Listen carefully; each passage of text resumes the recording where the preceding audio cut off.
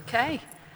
Hello, everybody, and thank you for coming along to this session. And we're hoping that more and more people will join us as we get closer towards the closing ceremony. So thank you for being ahead of the crowds. This afternoon's session is From Research to Practice, Improving Drug Prevention and Treatment Programs Through the Development of the Workforce. And our first speaker, whose session is Strengthening the Workforce Through Evidence-Based Practices, is Charlotte Sisson of INL at the US State Department. I'm just waiting for the slides to show up and then I'll start. You're just looking at yourself at the moment. Yeah, there they are. Good afternoon. My name is Charlotte Sisson. I work at the US State Department. It says on the screen, I work for the Bureau of International Narcotics and Law Enforcement Affairs. And that doesn't sound much like drug prevention or treatment, but it is the place where the United States State Department focuses on the very effort that we have been talking about today, for the last few days and for this week. Really is building the professional workforce so that we have prevention, treatment, and recovery of substance use disorders all over the world. And we can't do this work alone. We work with many international partners. Our team is actually very small, so we support the United Nations Office on Drugs and Crime, as well as the World Health Organization, the Colombo Plan, the African Union, and the Organization of American States to do a lot of the work that we support. So all this week we have been hearing that substance use disorders is really a medical condition. It's something that we know that is recurring, and that we know that drug use affects the brain and that people can recover and maintain recovery. Lots of research out there. I just put a few up here, and I'm sure that people have seen maybe a lot of imagery for brain scans that show that it really does affect many parts of your brain. But then over time, through prevention and treatment, that you can recover. And so there's the science from the National Institute on Drug Abuse from 2014 that says drugs affect the brain. And then also from Dr. McClellan back in 2000, treatment is effective, that it reduces relapse, arrest rates, and healthcare costs. And from INL's perspective, we also believe, and I know that other people have presented as well, even in the panel before this one, that it really does help. If you're looking at reducing drug use, you're also helping to reduce crime and violence. Again, effectiveness of drug demand reduction. We know that it works. We have lots of research for many years now on the science of treatment, and now even on the science of prevention. And I want everyone just to think for a moment, if you had to do all of the research yourself, we know that it takes maybe 17 years to get the research to the practice. So if you had to go on the internet, which we all have done, I know, for one medical disease or another, you have a hard time figuring out what is the research that's out there. Was a random control trial done on this research? Why is this person saying to do this and this person saying to do that? And it's all very contradictory. And you're not a medical expert, right? But so we thought, INL, someone actually, Tom McClellan mentioned it.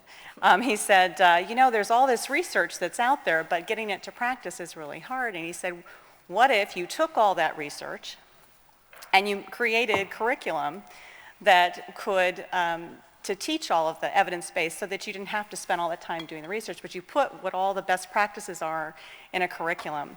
And that's what INL has done. And for the last 8 years, I want to say that we have been disseminating all over the world. And I'll hold up a couple manuals in a minute, but we have created universal curriculum, taking all of this evidence-based practices, using experts in the field, researchers. We have United Nations help peer review that, and we have experts that finalize that. We developed two right now. We have a treatment curriculum, which we have a basic level series. There's 8 courses, everything from physiology and pharmacology to case management, crisis interventions, ethics. You can see them all. All of these different basic courses is what would you need if you were a professional in the field and you are trying to run a treatment center, or you're trying to help people. Maybe you're in, in a church and you're trying to help people in your parish, and you want to know more about substance use disorders. This is a very basic course that you can take to become more of an addiction professional in the field. And so we have a basic course, and we have, I think, basic counseling skills is being taught this week. We also have advanced treatment curriculum. It's an advanced level, and this has more. It has enhancing motivational interviews, working with families, clinical supervision for substance use disorder professionals, all of these with different amount of hours that you would take these courses. And throughout this week, there are several training courses that are being done, both for a universal treatment curriculum and also for our prevention curriculum. So the prevention curriculum, there's a coordinator series. So understanding that there's a science out there for preventing substance use disorders. There's many people that need to understand, what is the prevention of science. So we have an introduction to prevention of science, physiology and pharmacology, but then there's also different areas that you may want to focus in. Maybe it's family-based or school-based, workplace-based, and this is meant to be for coordinating prevention. It's not a prevention program, but it will help you create prevention curriculum using basic prevention-based science. We also developed an implementer series, and when I say we, I mean the international community has helped and we've supported to the creation of these prevention curriculum. There's an implementer series, which begins with those first 3 courses. You take the first 3 courses and then you specialize in one of the 7 different areas. So we have monitoring and evaluation, which is critically important if you want to monitor and measure the success of what you're doing. I find that's important for anything that we do. Family-based prevention specialist, a school-based prevention specialist, somebody who's in workplace, environmental, media, and also community-based prevention. And we have, I believe, the coordinator series being taught this week. We have families, we have schools, and those are some of the courses that we're also training. And these are also not programs. You want to take what you have in prevention, and we want to infuse, take your program, whether it's some of the programs that people use or maybe unplugged or different programs that maybe cost a lot of money. But even if you're not using one of those programs, you can take some of these science-based prevention ideas and infuse them into the program that you're doing so that you can then do an evaluation and have good outcomes. And that's what we really want to do. And this is how many different courses you can see at the bottom. Some of them are 5 courses or 6 courses. So I just kind of want to show you what some of these courses look like on the inside. This is a trainer's manual, and so for all of these different, either the treatment or the prevention series, the curriculums, we have a trainer's manual. This is so that it's universal in nature, so that no matter which country is using these, it can be adopted culturally so that whatever language it's in, you can have the name of the person in there. But it tells the instructor what to say and how to organize that instruction. And this one is a particular lesson on empowerment. And here is what it looks like in terms of the trainer's manual and then also the participant's manual. And this one is on enhancing motivation. And it tells the instructor to say certain things. And that way, every time that the course is taught, we know that it's being delivered in the same way. And so here's just one more example what the trainer's manual looks like and then the participant's manual. So when we develop, I mentioned just a little while ago, the curriculum development process. First, we develop the curriculum. We also pilot test the curriculum because we don't want to have material that hasn't been properly pilot tested. I mentioned before that the United Nations does a peer review process. It's an international process. And we also have curriculum coordinators making sure that they're making those changes and those edits. And then finally, an expert advisory group that says, yes, this is the best. This is something that we can use. And this is a process, and this takes time. And that's what we've done for all of these universal treatment and the universal prevention, so the UTC and the UPC courses. And so how do we disseminate the information? We have global trainers, and we actually have 40 global trainers here this week with the United Nations being trained even further on the science of on drug policy, just to make sure that all of the global trainers that we have are, the top, and they are the top. They are very energized, and they're very happy to be here this week. We also have, we can have those global trainers train national training teams for countries that can then disseminate to the rest of the country. We can also have the global trainers train directly to the workforce. And the third way that we can train to the workforce to build that capacity so that we have more prevention and treatment professionals in the field is really to go through universities. And I'm really glad that Kim, there's Kim, is here to talk about how we can do more in the universities to disseminate the curriculum as well. So this is just a very small look at some of the different curriculums that we have.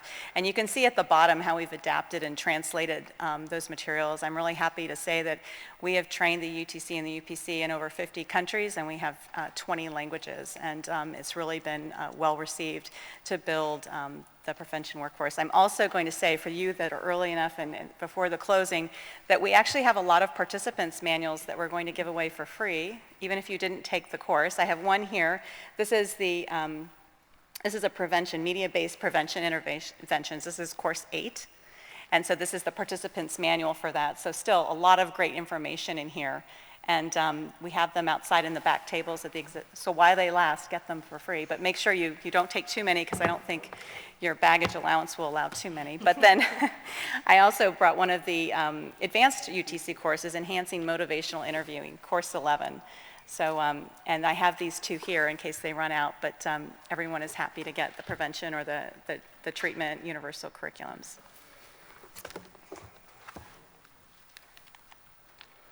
So something else that our office really focuses on, and I call this my wish list, and it's something that's not really, you probably can't read everything. You're like, I can't read what she put on the screen, but this is our wish list. We really would like to also focus on special populations, and we know those special populations exist. So in addition to the treatment and the prevention curriculum that we've developed, we've also identified, this says 33, but there's many special populations that need support with substance use disorders. And so the ones that are in light blue are ones that we are trying to also develop curriculum or have already developed curriculum for, and I'll just name the ones. So starting at the top, I thank the Organization of American States for their work on creating a course on for adolescents. UNODC and the Clema Plan for their work on one for treating children under the age of 12. There's a course, 6 course for treating children under the age of 12. So that is prevention and also treatment, and it's very skills-based. Child soldiers, we would like to work on one for CVE. That's kind of something that we're thinking about, but we haven't really gotten very far in developing that curriculum. You can see some other ones that we haven't done. The LGBT, we were able to take a lot of US-based curriculum form and develop with Latin American partners and others, and I'm really happy to say that Peru has done a really great job in training not only for the LGBT curriculum for their community centers, but also their the GROW, the Guiding Recovery of Women, which was one of INL's first curriculums that we ever developed, and so Peru has done a great job expanding those. I'll also mention for treating women that we've actually redesigned the entire curriculum for treating women, and we will have that ready by the end of this year to be translated. It's going to be called WISE, Women's Interventions for Substance Exposure, and I'm really happy about that. It actually only takes 2 weeks. There's 4 courses to do the entire curriculum. We recognize that professionals don't have a lot of time, and that we're trying to recognize that and to make sure that when we're teaching special populations that those courses can be added on to the regular UTC. We also have toxic adulterant program where we're looking at and this is a program that we're doing, it's not necessarily a curriculum, but understanding that there's more than just the substance itself, but there's also other toxins that are in the drugs themselves that are harmful for your health. And recognizing that, and I thank the Clema Plan for doing that project for us. I won't go through all of these, but I do want to mention that we have one for rural populations, one that we're revising for recovery population, and then one last one I'll mention is the criminal justice population. And we had a whole panel yesterday afternoon on alternatives to incarceration. And one of the courses I mentioned yesterday is that there's a 2-day course to look at, well, what are those alternatives to incarceration for policymakers, and bringing the public health and the public health and the criminal justice system together to look at what can they do to get more people into treatment and out of the criminal justice system. And I'm really happy that will also be available at the end of the year. We're going to be training some global trainers and translating into Spanish first, and doing that later this year. We're also looking at a case management. How do you do case management for the courts? So here's where we are. I just mentioned that we have over 50 countries that we've been doing the training in. It's one of my favorite slides. I think it represents where we are, primarily in Latin America, Africa, and Asia. I'm not going to mention professionalizing through credentialing because Becky has an entire presentation after me to talk about that, but we really believe that once you have taken all the courses, really the outcome is making sure that we have qualified individuals that are in the field, and the credentialing is a process that we can do through that. We also want to make sure that we are making sure that treatment centers also are using quality standards. And so the United Nations has not only developed international standards for treatment, they also are beginning to develop quality standards. What would those quality standards look like so that we can monitor the effectiveness of treatment centers? Drug-free community coalitions, if everyone was able to hear Eric Sierra, we also support drug-free community coalitions. He mentioned, I think in the opening, there are now 265 community coalitions with support of INL in 26 countries. And we're happy to support the development of drug-free communities. I'm going to do a blog for what we also support in building the professional workforce is really the importance of networking and bringing not only social workers, but psychologists, researchers, anyone in the field working on substance use disorders to participate with the International Society of Substance Use Professionals, and we're really happy to be here, and we're really happy to see everyone that's here. I will just say that I encourage everyone to continue to post on ISSUP's website. I think that even after these events, people still want to talk and still do things, and we want to see, how everyone is doing. And so there's a network page, and I kind of put an arrow to that, where you can join a network even in your own country and speak your own language and post things and have that communication and continue those discussions, even long after the different events. And there are different national chapters. These are the national chapters that are currently existing in different countries. And there's more that you can find out on the ISSUP website. And I know that many, many more are interested in joining. And so I just wanted to give a shout out to anybody that's in a national chapter. Thank you so much for your continued support of ISSUP. And I'm going to say that Kim's going to talk about the International Consortium of Universities for Drug Demand Reduction that INL also supports, so I won't go into this, but they also have a website. And then finally, if you cannot remember my name or anything that I talked about, but I remember that person, and she was talking about curriculum, and she was handing out free books. You can reach anyone on the drug demand reduction team at the State Department, Brian Morales, myself, and others at demandreduction@state.gov. And I thank you very much for being here and for your time.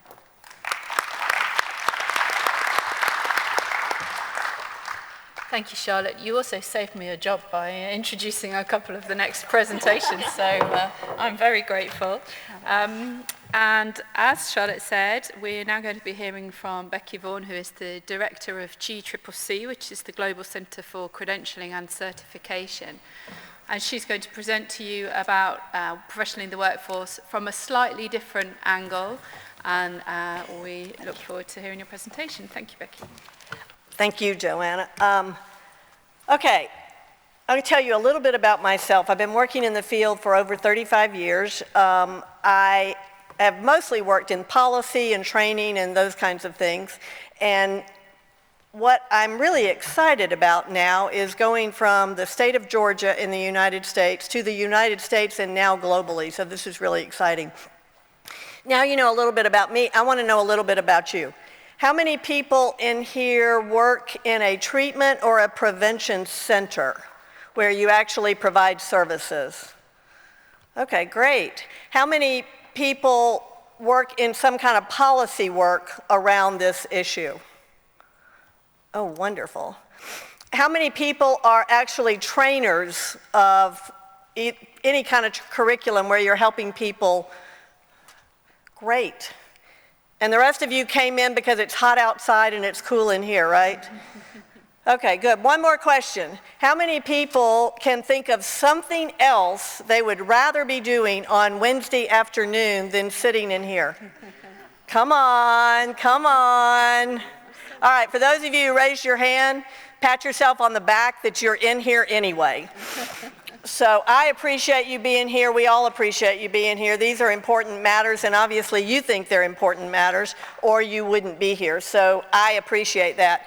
It's hard sometimes for us to see from up here. We've got bright lights in our eyes, and some of you are so far back that my glasses wouldn't be able to tell anyway. So I wanted to show you how I picture my audience. Dead serious on this. You guys are absolutely the superheroes for individuals, for families, and for communities. And very often you don't even find out the great work that you have done. People get back into society, they are doing great, and you don't hear about the good stuff. You only hear about the bad stuff. And there are lots of people who think you're crazy for even working in this field. So I don't ever want to miss an opportunity to say thank you for what you're doing. You are so important, and nobody can thank you enough. So again, now, unfortunately, I want you to be fearless and ready to take on the challenge because things are constantly changing in our field, and sometimes that seems overwhelming, which I believe is another reason why you're here at this conference, because you want to know more. Of course, I know this is how you really feel. You may not feel like a superhero, and very often this is how you spend your nights, wondering if you're going to be able to make payroll, worried about one of your individuals that you're working with. So I understand all this, I acknowledge all this, but I'm glad you're here. I don't have to tell you about the drug problem. You already know. Many times I'm doing presentations and I sometimes have to insist that people understand why we're even doing this. The fact that it impacts education, healthcare, law enforcement, criminal justice, child welfare, and the workplace, you know all these things. But it also reminds you that what you're doing, we have to make sure we are reaching out in all of those areas or we won't be successful. Charlotte showed you the brain. You've seen the brain slides, but the good news about the brain slides are that people get better, and that's the important part. In some countries, the way we attack this is through a demand reduction and a supply reduction strategies to go along with that. In some countries, they add another component called harm reduction. The main thing is we know how to address these problems. And while we're focused on demand reduction, there's a lot of other things going on. So what we're going to be doing, I want to remind you that efficiency is doing things right, effectiveness is doing the right thing. Peter Drucker is one of my heroes when it comes to management, and I like to remind myself that both of those are important in this world. When you're working with limited funds, you want to make sure you're efficient, but it's no good to be efficient if you're not effective, and so we need to make sure we get both.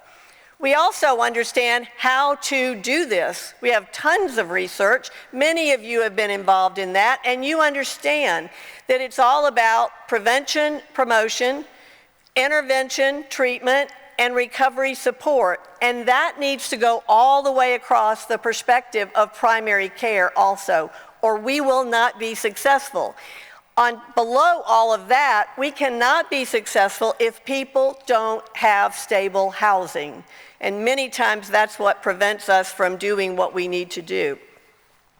So, prevention, promotion, basically Charlotte kind of showed you what we're doing in that training, and I won't spend a lot of time on that. Intervention and treatment, she told you about our UTC and some of these that we are now training people in. And then recovery support. I often say that you're wasting your money on treatment if you then don't support people in their recovery. every other chronic disease, we support people as they get well and continue to get well. We need to be doing the same thing, and we have training on that. As a matter of fact, our new curriculum is close to being out there. It's been updated so that we can also have recovery support professionals along with our treatment professionals and our prevention professionals. OAS, I believe, has developed a generalist curriculum for some of our primary care people, and we want to make sure we're also reaching out to them. In my career, I used to beg for primary care to look at addiction, to get some information, and very often we got nowhere. Now it's primary care that's coming to us saying, I don't know what to do with these people. And so it's important that we're also helping them.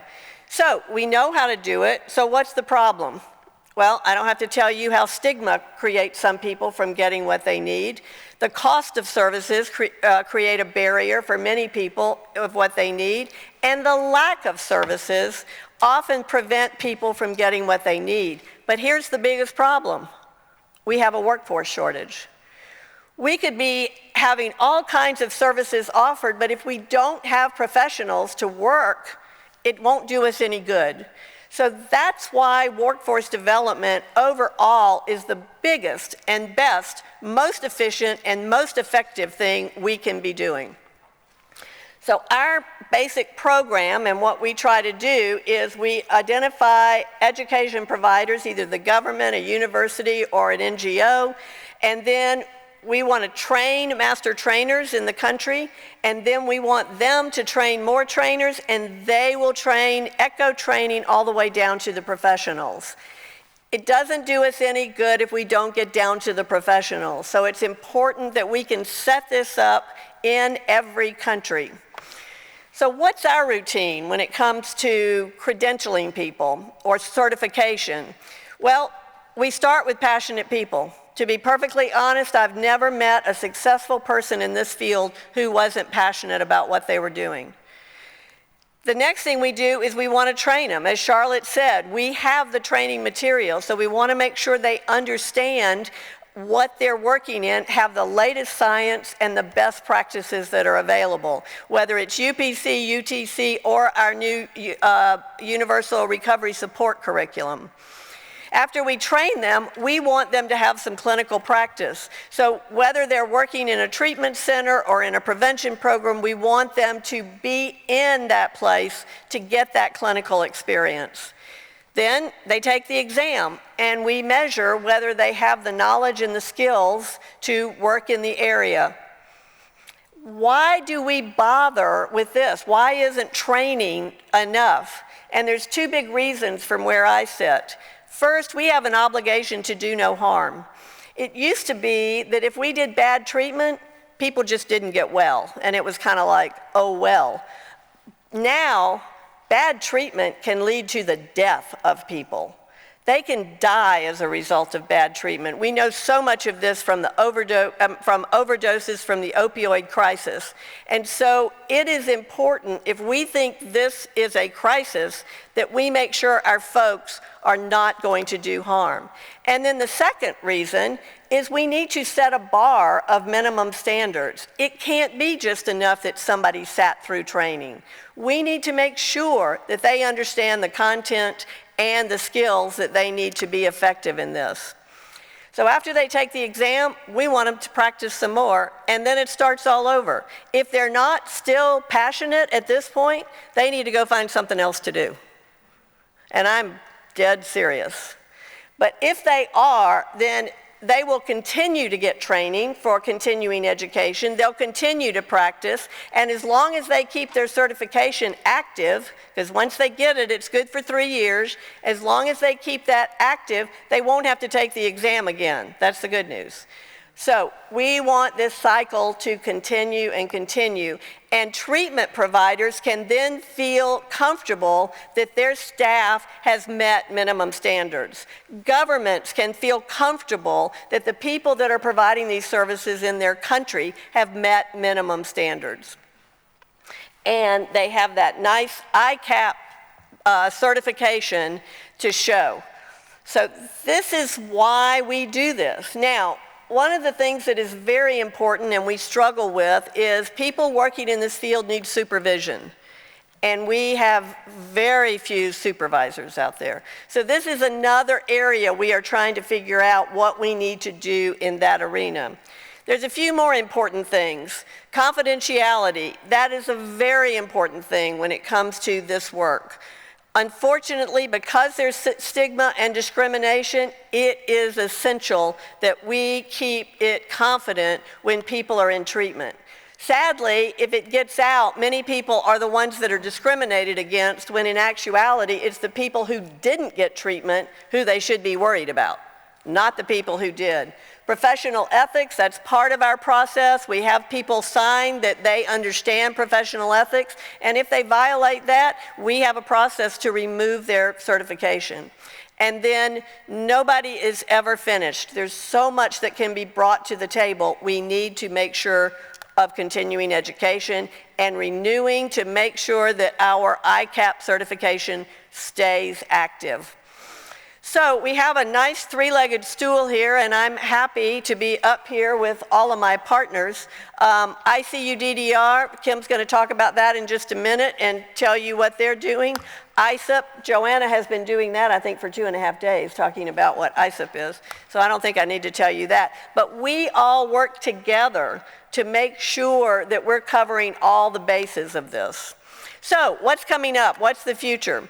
There are several things we're trying to do to reduce barriers in this field. We are beginning to take this curriculum that right now is being used for face-to-face training and convert it to online training. Now, I'm a former teacher, I'm a trainer. I will tell you, hands down, I would rather do face-to-face training. It is the most effective and it's the most fun. However, not everybody can access that kind of training. So we want to make sure that we are making some things available to people who can't. So we're in the process now of almost finishing course 2 of the UTC. So keep watching for that, because it will be available online for people who can't get to a face-to-face training. The other thing we're trying to do is, right now our exams are given in central locations in either a paper and pencil form or on a computer in a computer center. Once again, we have people that can't access that, and it's a barrier for them to get their certification. So we are going to be developing a remote proctoring process so that as long as somebody has a good, solid internet connection and a camera on their laptop, we can watch them take the test from anywhere around the world. So we're very excited about this, and watch for this in 2020. We'll be able to do this, and I think that'll reduce a lot of barriers. And then we are going to be, our draft calendar should be out by the end of this year, so that every country in 2020 will have their exam date. They'll know when it is for those paper and pencil or computer exams. Again, if we get the remote proctoring, that should take care of everybody else. So watch for your country's date, because then the trainers can work around whatever date is assigned to your country. Basically, if your desk looks like this, you're not going to have a desk very much longer. We're about trying things, and that's what all of this is about. We're about doing things. Our strategic plan, while it may be on paper, the main thing is that we're doing things, we're trying things. I told the group earlier today, my goal is that when somebody asks me for something, I can say yes, and that's what we're trying to do. We want your country to have a whole cadre of professional providers that are well-trained and certified so that you're getting the best possible outcomes. So, schedule a training, schedule an ICAP exam, join ISSUP, and all of these are urgent, but there's your to-do list. When you leave here today, that's what I want you to begin thinking about. How do I make this happen in my country? I love this dog. He wasn't sure which stick that I threw, so he got them all and the ball. My goal is for everybody in here to stop going after just the same old slobbery stick. There are so many things out there that can help us do our job, and I want to make it possible for you to stay passionate about the people you're serving and want to make sure you have all the tools you need to do the best possible job. Now, I know I have thrown a whole lot at you, and they're already telling me I'm out of time. So I understand your brain has too many tabs open, but I am convinced that as a team, we will do this and make sure that we can stay strong in this arena. Thanks again for your time. I will be here afterwards if you have any questions.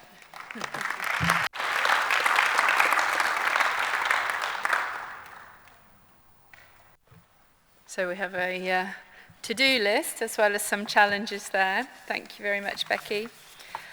We're now going to hear the professionalization angle from a more localized perspective. And on behalf of His Excellency Dr. Hamad Al-Ghafri, we have Dr. Shamil Wanigaratne, who will be speaking from the National Rehabilitation Center in Abu Dhabi, talking about his development of knowledge transfer. Thank you. As you can see, I'm not His Excellency Hamad Al-Ghafri, so if you were expecting to see him, you're going to be disappointed. Becky took the mood up. I'm going to bring it down. It's not been my day today, but I know I've been put in a panel with 5 ladies. Thank you, but it really doesn't help. So bear with me. I'm not going to cover everything that His Excellency was going to cover, but I'm going to, we work together, so there are certain things. This is the menu, but I will jump from one bit to another. I'd like to get some of your feedback. I scanned the literature to find whether after UN UNGAS, whether there was a strong statement about capacity building and training. I couldn't find one. I looked at the outcomes document. I looked at plan of action. Do you know of a statement that came out of UNGAS that really strongly emphasized the importance of training and capacity building? If you do, please let me know, because if when we go to policymakers, when we go to directors, it helps if there is a strong UN statement about training and capacity building. So I'm kind of disappointed, but maybe I was thinking that I just couldn't find it. In our region, we say that only 10%, this is the Middle East, Eastern Mediterranean region, only 10% of people who need treatment have access to treatment. And this may vary from region to region, country to country, but I don't think this is that far off. And to have a prevention and treatment system, you have to have all these pieces: policies, the environment, buildings, material resources, and of course, human resources. And that human resource is what I'm talking about. Unless you have all of them, I don't think you're going to have or reach more people, increase access. Workforce, again, components of a treatment system, the most important. When you talk about human resources, there are number of levels, and I'll go back to this level because this is one of my favorite models. It's there are volunteers, there are workers, there are administrators, professions, specialists, and leaders, senior managers, policymakers. So we really need to have training for all these levels. There's a lot of training material available. Becky and Charlotte talked about what is available, so I'm going to kind of, these are the MHGAP, the WHO training. TreatNet, it's still there, and I think GCCC material has superseded TreatNet, but TreatNet material is still useful by someone. So these are things, these are all Charlotte, your sides, so I'm just flashing through them as quickly as I can. I might want to sort of refresh your memory, but no, I don't. This is INL. So, but going back to the basics of training, what are the key issues? One is developing skills and competencies, qualifications, and then comes credentialing and accreditation, and professionalization for those who don't belong to professions. So I think Becky covered much of it the agenda in this. So it's just not just one of it, but all of it has to hang together.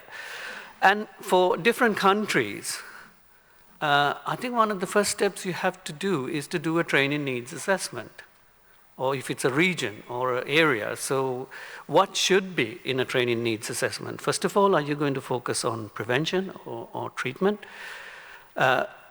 Priority for the treatment system. What is the skill mix? I mean, I know certain countries, there are, I don't know if there's anybody from Egypt, but there is a very large supply of medical personnel, doctors who are trained. Other countries, there are social workers, nurses. So, what is the skill mix? So we have to look at the potential workforce and how to train them. Clinical responsibility is a key issue, safety and quality. And I think we've had a lot of talks on quality, and I think this has been a really useful conference in terms of all these issues. Now, this is, don't want you to read it, this is not an eye test, but we did the NRC hosts regional meetings, the WHO regional meetings once a year. And at last year's or year before last year's regional meeting, I just did a quick questionnaire to find out each of the countries represented. There were 20 countries. What were their training needs or priorities? And you get very mixed picture. Some want to train nurses, some want, these questions, if you're interested, I could always make the questions available. So I'm just putting this at that it is not a kind of a one size fits all. And we really need to be sensitive about the particular needs. And once you have your training needs mapped out, you could think of a training strategy. I think if you have a map, a direction of travel, you get somewhere. If not, you might be going round and round with very poor outcomes. So that's something. So, we had to have a summary of the local picture, needs and priorities, objectives and milestones, and of course converting strategy into work plan with key performance indicators, and of course review. One of the things that is really lacking, and I keep saying this in meetings and conferences, is research, evaluation of training in a scientific way, because we do a lot of training. Is it reaching our target population? Are there any measurable changes in the target populations? And these things cannot be ignored. Now I'm going to sort of talk a little bit about the NRC. We are trying to kind of implement these things with our partners. And Professor Taufik this morning talked about what a lot they have achieved in Morocco. I think it's a great example. This is our sort of background of the NRC. These are our objectives. I'm not going to go through them.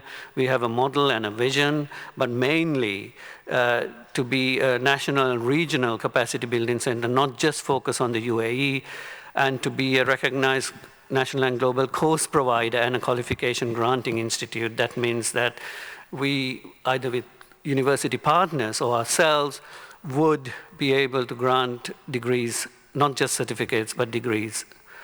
And to be for us, I'm the head of the training institute, so I want to be an autonomous body within the NRC for many reasons, because you have to have some kind of independence. Our strategy, I'm not going to talk a lot about the strategy. I think I've said that. We have lots of partners, including people around the table here. But this is what I want to spend a little bit of time about. This is a very simple model of doing, mapping your training. If you have volunteers, people, the professionalizing workforce that doesn't have professions come under level 1.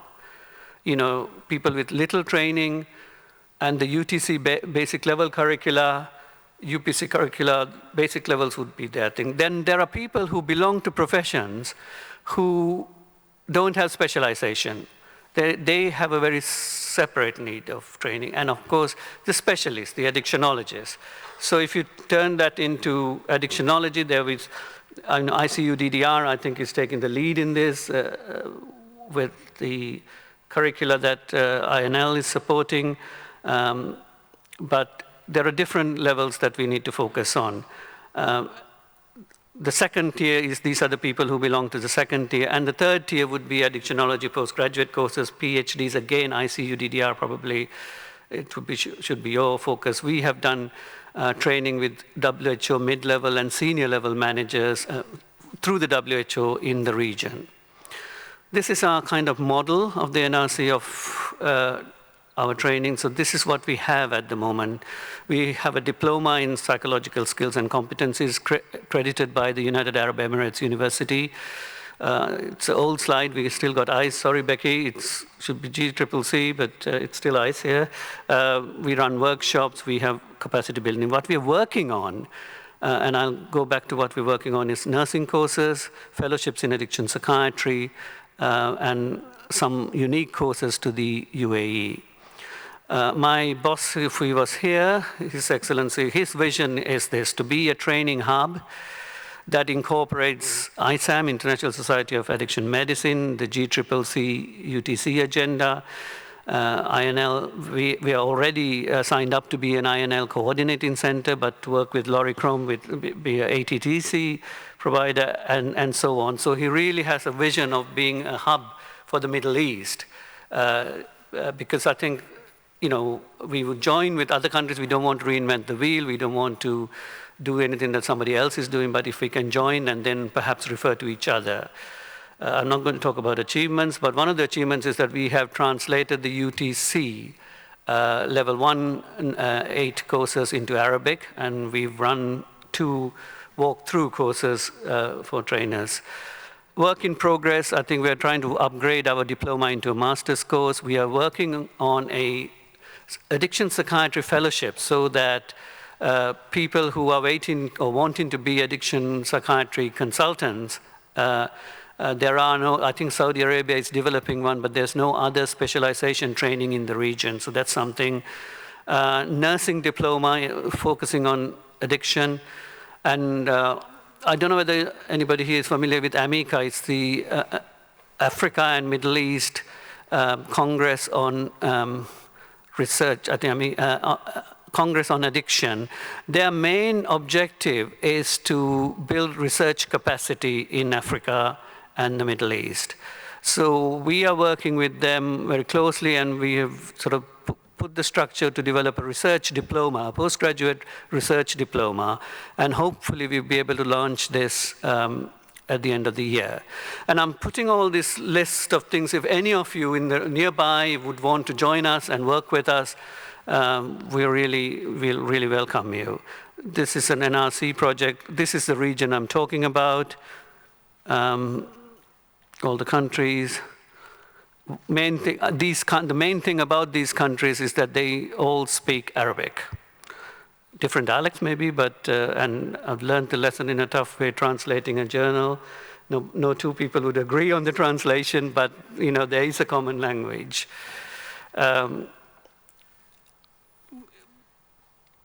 That's our strategy. Issues to address, how we influence policy. I think that is one of the most crucial things. Identifying resources, who is going to fund the training, and of course, as I said earlier, embedding research into the evaluation. In conclusion, I would like to say workforce capacity is a key component in the response, in any response system to the huge substance misuse addiction problem. Building workforce capacity should be a priority. There are excellent resources available. Not only the GCCC, but there are others, but I think this is the most up-to-date and most cutting edge. And NRC Training Institute is committed to build capacity in the region and has reached several milestones. Thank you.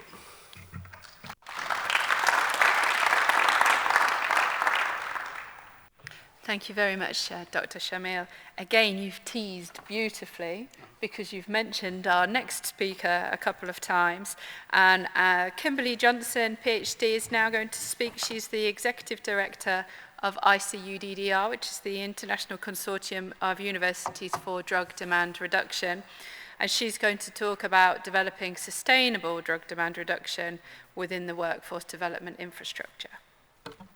Thank you. Do I have to lean forward? Can you hear me okay out there? I guess I can hear it. I have had an interesting kind of long career, and I've been in many places, from being a preschool teacher to being a relatively high-level US government official. But for 10 years of that career, I spent time working as a researcher in an industrial engineering department in a university.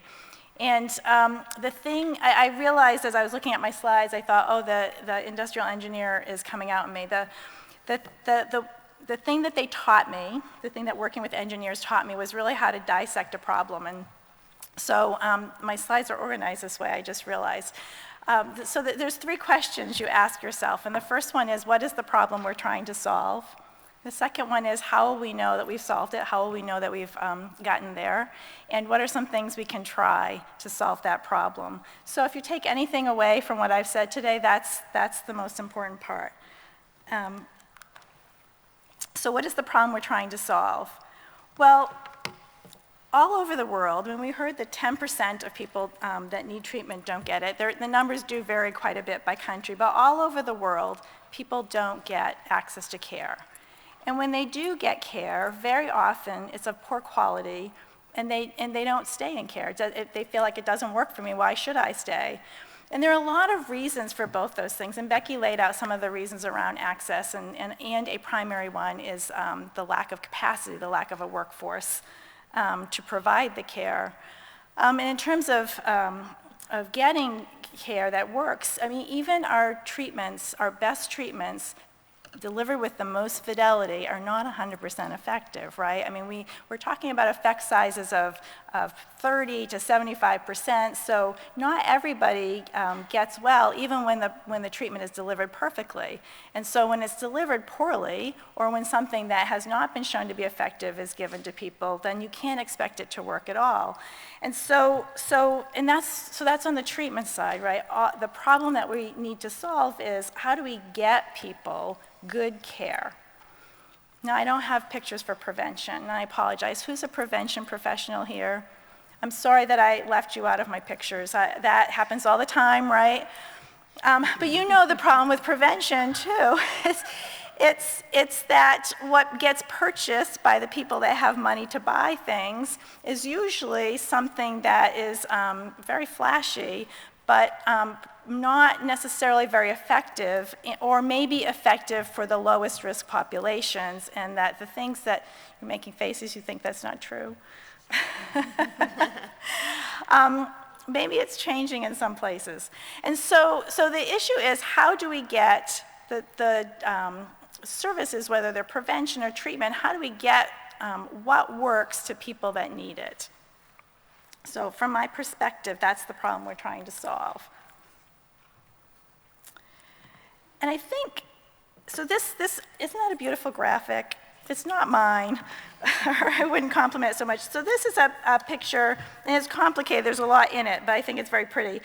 This is a picture that I got from a colleague, Carlos Blanco at NIDA in the US, and he got it from a paper by Sarah Green, a 2012 paper called Implementing a Learning Health System. So if you want to go to the source, that's the paper that this graphic came from.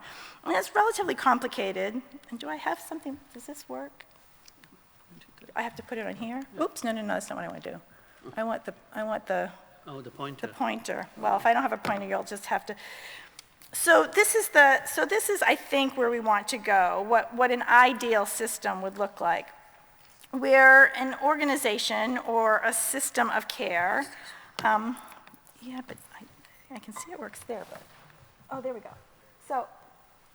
So where an organization or a system of care is designed initially based on the research, and where the research is informed by how care is delivered. So as a researcher, I know we answer questions all the time that people don't care whether we answer or not, right?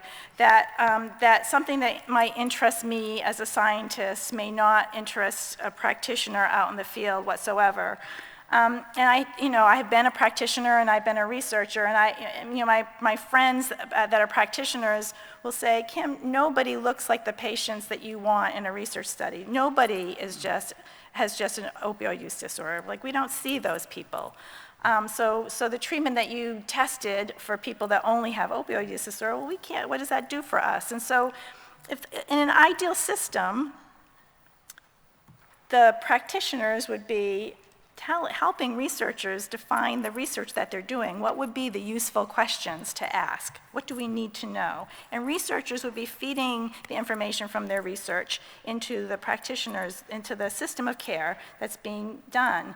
And there would be this continuous, ongoing conversation about what needs to happen and what the research is telling us about what those needs are.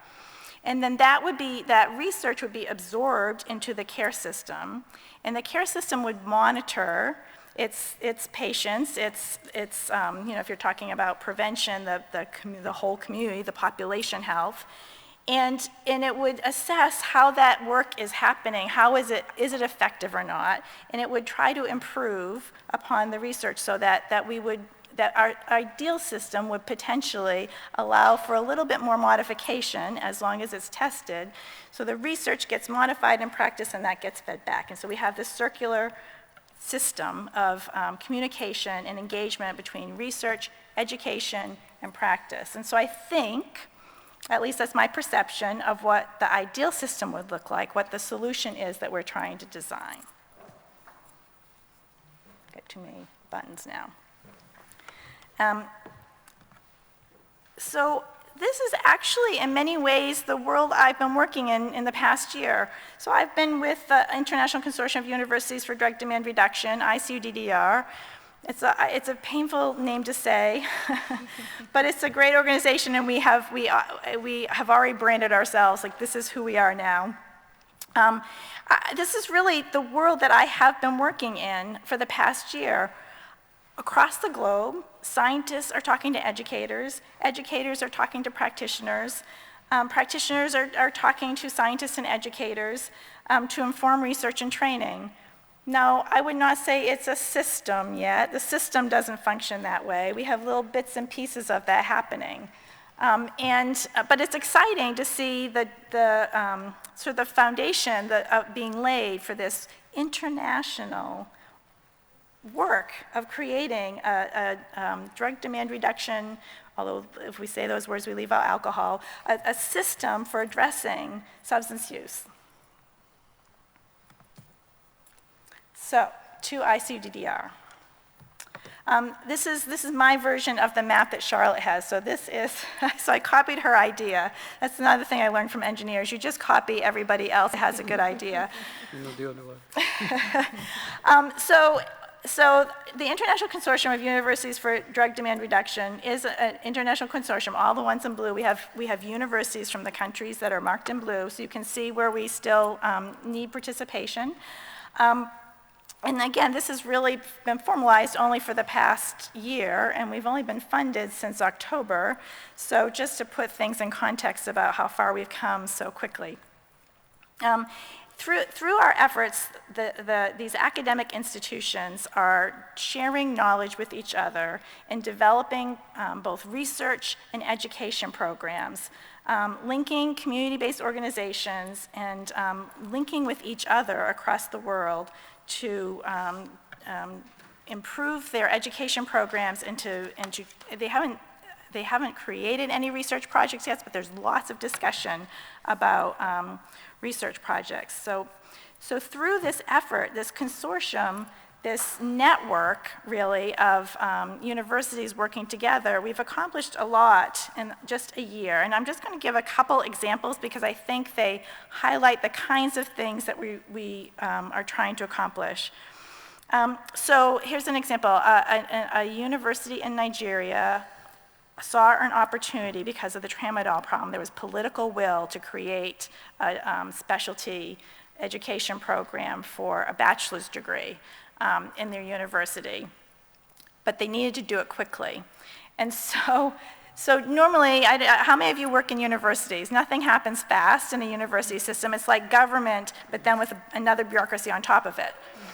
So nothing happens fast, and to create a new program is a major effort, 5, 10 years, takes forever.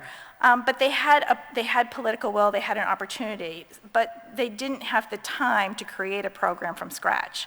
So they reached out to us, and we reached out to partner universities, and we got curriculum. We got basically the program that 3 different universities from 3 different regions had created, and they took that program and they used the parts of the different pieces to create their initial education program. And they plan, I haven't talked to them in a few weeks, but they plan on actually taking their first students in September. So there's an example.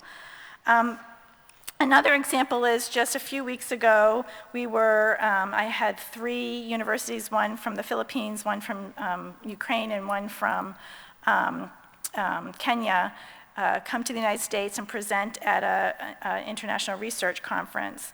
And they were presenting on translation of research and doing needs assessment. One talked about needs assessment for workforce development. The other talked about actually translating the UTC, not translating language-wise, but translating the content into something that was culturally appropriate in her country. And the other was talking about creating the work that went into creating a whole education program for a master's degree in her university.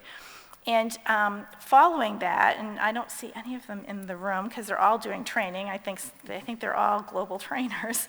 Following that, they've been communicating with each other about doing official memorandum of understanding or memorandum of agreement between their universities to continue their work together. So they saw some real value to that. And just one last example is one of our universities in Thailand worked with a university in South Korea to make it possible for the South Koreans to participate in their student placement in a program in Thailand. So we have these kind of activities going on within regions of the world, across regions of the world, where universities are working with each other to improve both their education and their research practices. And so this is really, I think for all, and Laurie's going to be last and talk about sort of the post, I guess my part is the pre-service education. She's going to talk more about post-service education. But as you see, from all of what we've all said, we're trying to create this ideal system that functions well for countries, for systems of care, for the whole globe in terms of addressing the issue of substance use. And this is one little piece of it, but the universities are a critical piece because they are the place where people get educated before they start working. And I can tell you that from my own experience, when I got my first master's degree as a clinical counselor, I took a course in addiction studies, one course, and then I went to work in an agency where I never used what I learned in that course because it wasn't supported by the organization. And so I had learned something, but that I didn't use it. So the universities teach people things, but then we have to work with the organizations to actually have them use the things that they learn. And so we have to all work together to create the system. And I'm going to turn it over to Laurie. Thank you.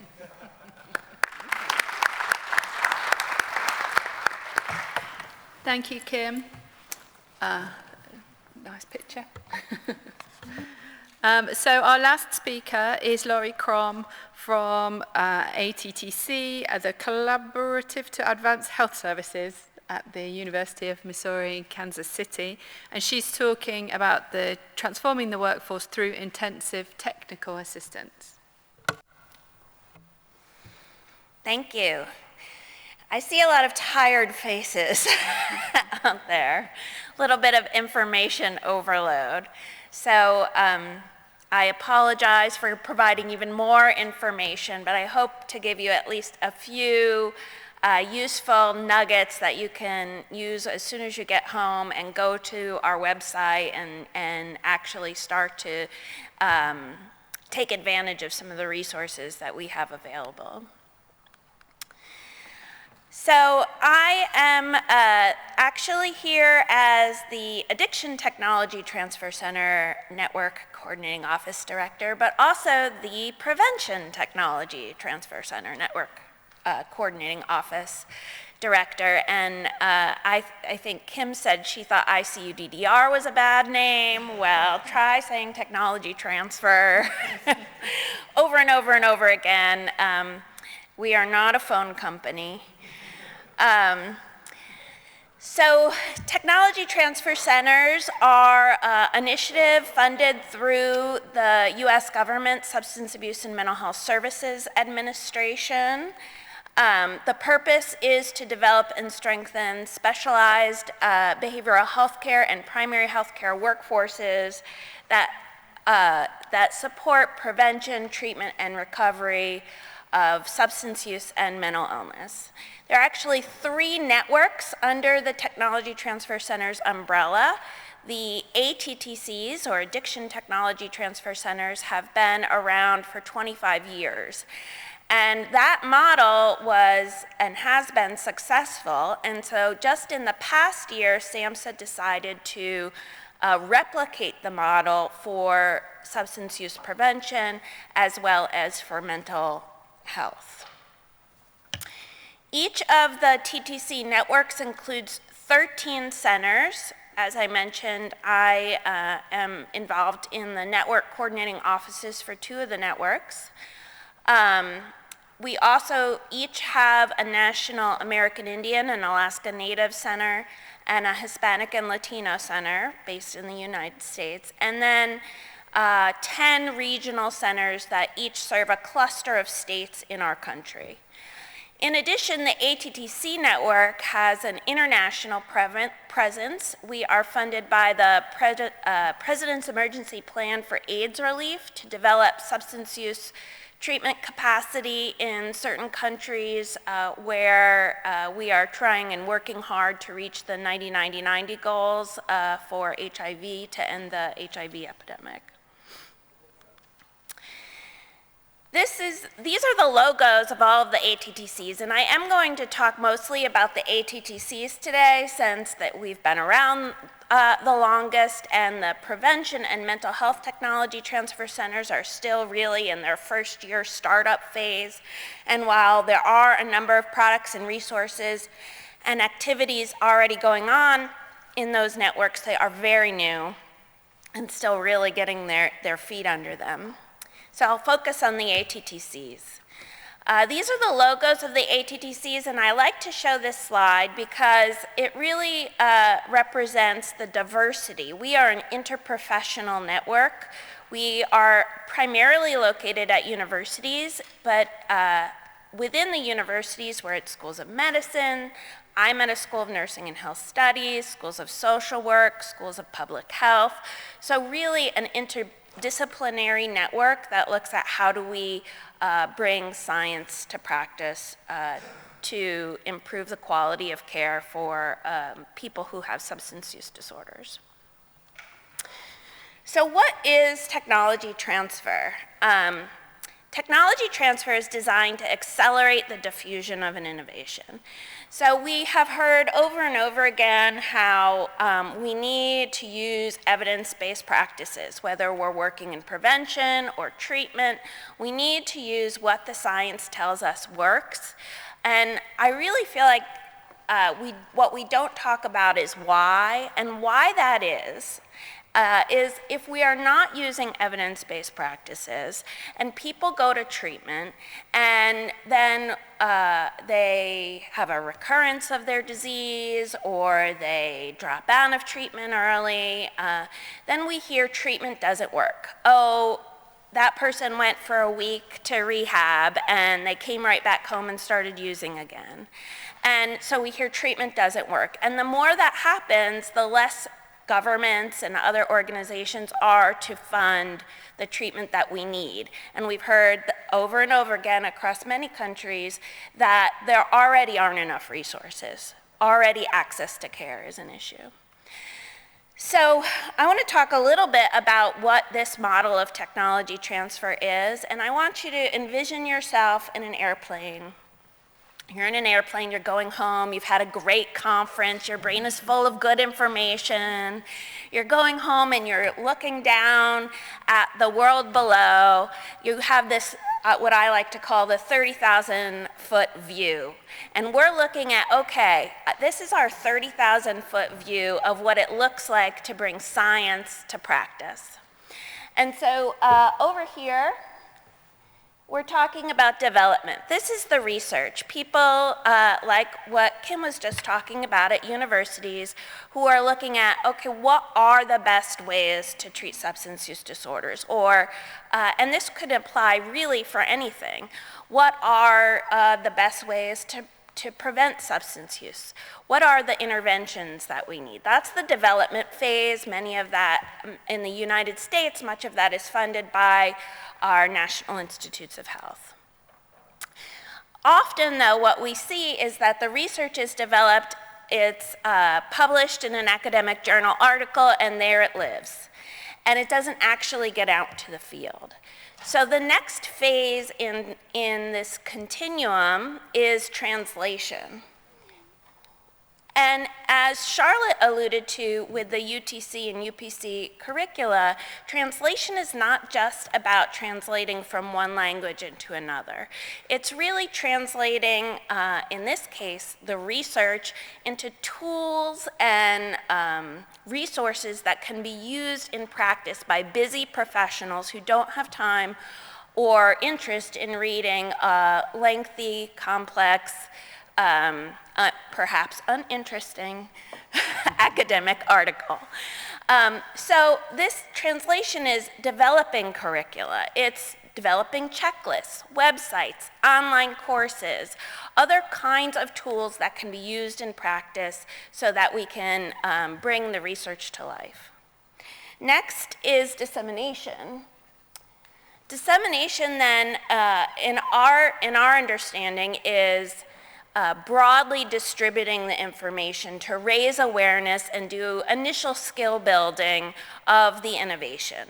So when we're talking about the ATTCs, we're talking about, for example, a treatment protocol like motivational interviewing or contingency management. So doing things like workshops at conferences or having webinars or marketing campaigns such as email blasts with kind of highlights of what the research is telling us or what the protocol is. Next is adoption. Adoption for us is the process of deciding whether or not a particular innovation is going to work in our setting. So trying it on to see what works, seeing what we would need to do in our setting to make it work for us. Now, of course, we believe in fidelity. We want fidelity to the initial innovation, but we do know that things are going to have to change in an organization in order to use a practice with fidelity. So that might mean changing policies, changing job descriptions, building a new skill set in our workers.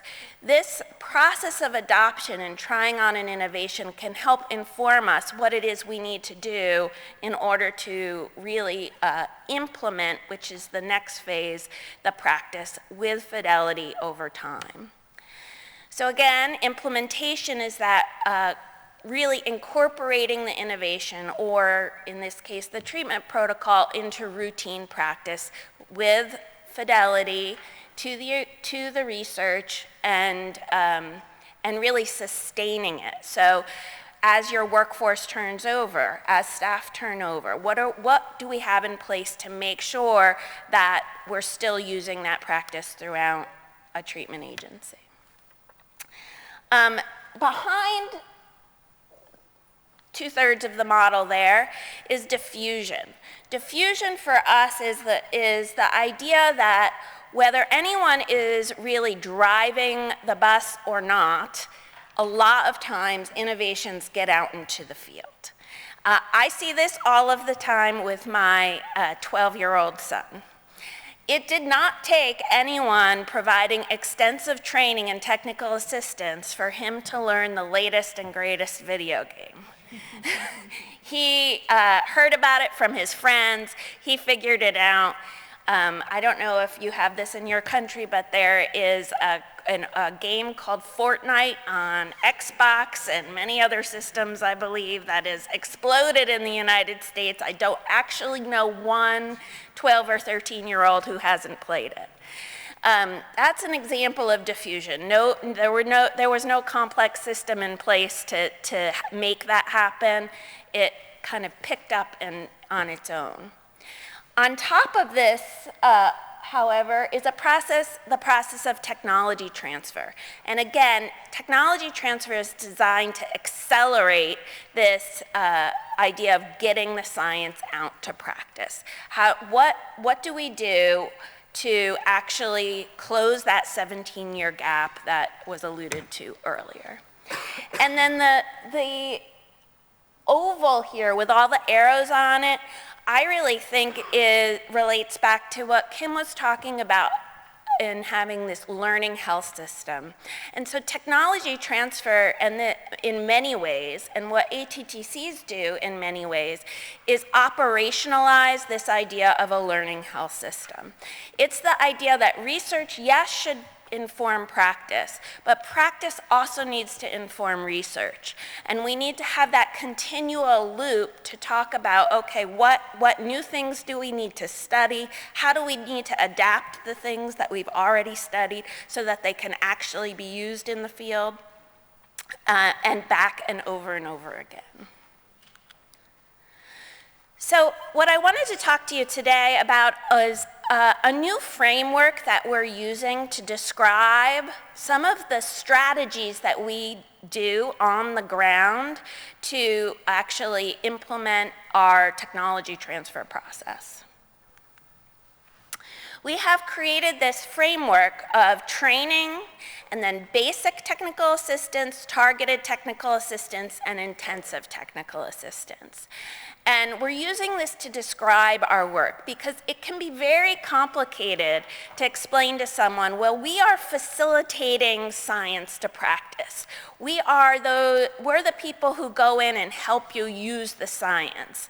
We're the implementation facilitators. That all seems very fuzzy to people. So we're trying to do a better job of explaining, okay, what exactly do we do? So we've created definitions, what these terms are characterized by, and what kind of outcomes can you expect.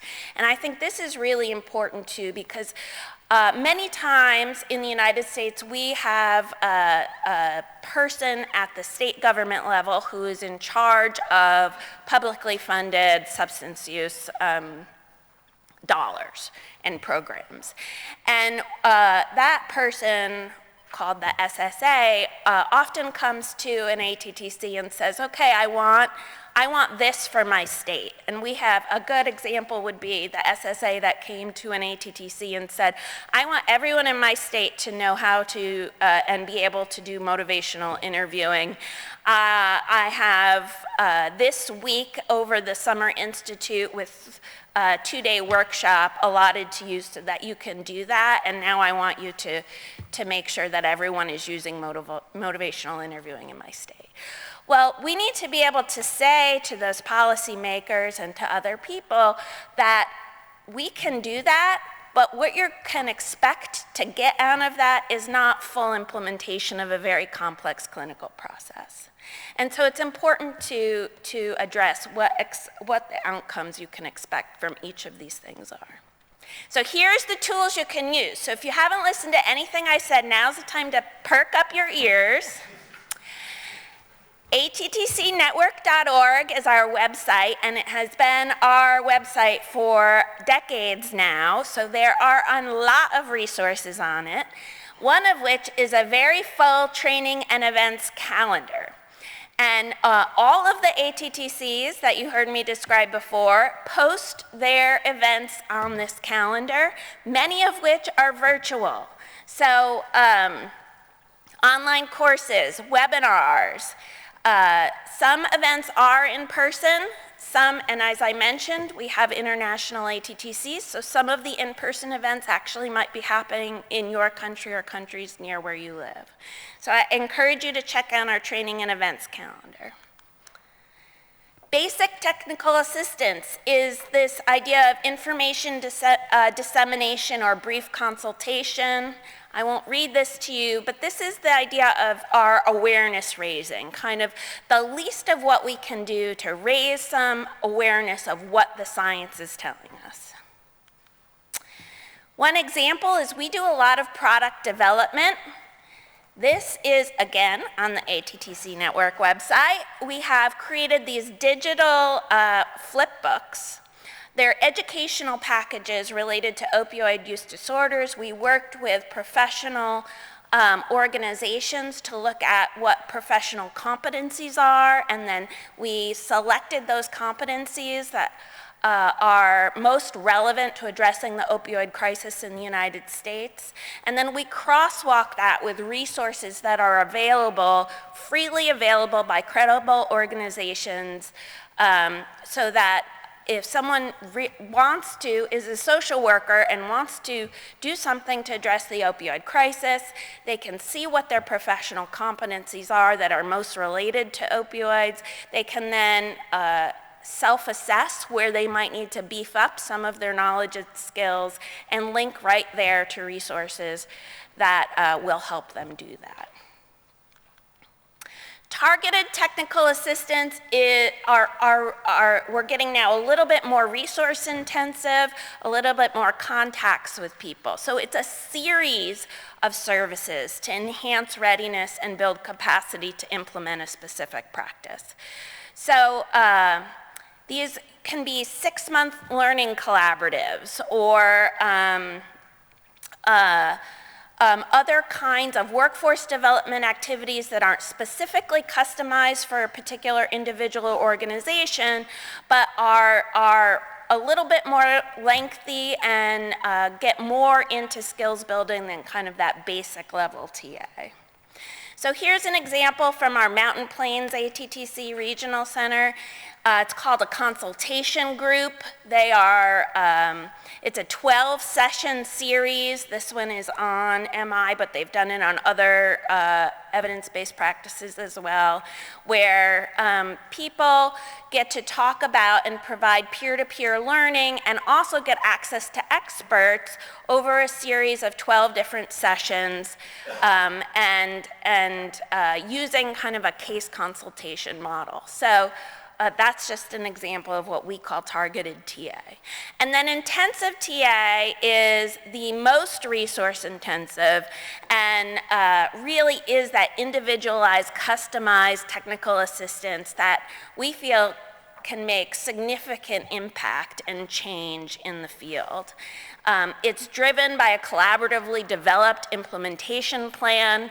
Much of the time it's based in an implementation model that has been designed by theorists and researchers in the implementation science field. There are a number of different models to use. And then it really involves active participation by the recipient of this kind of TA. So this isn't you go to a webinar and then you're done kind of thing. This requires commitment on the behalf of the people who are receiving this kind of intensive coaching and skill development.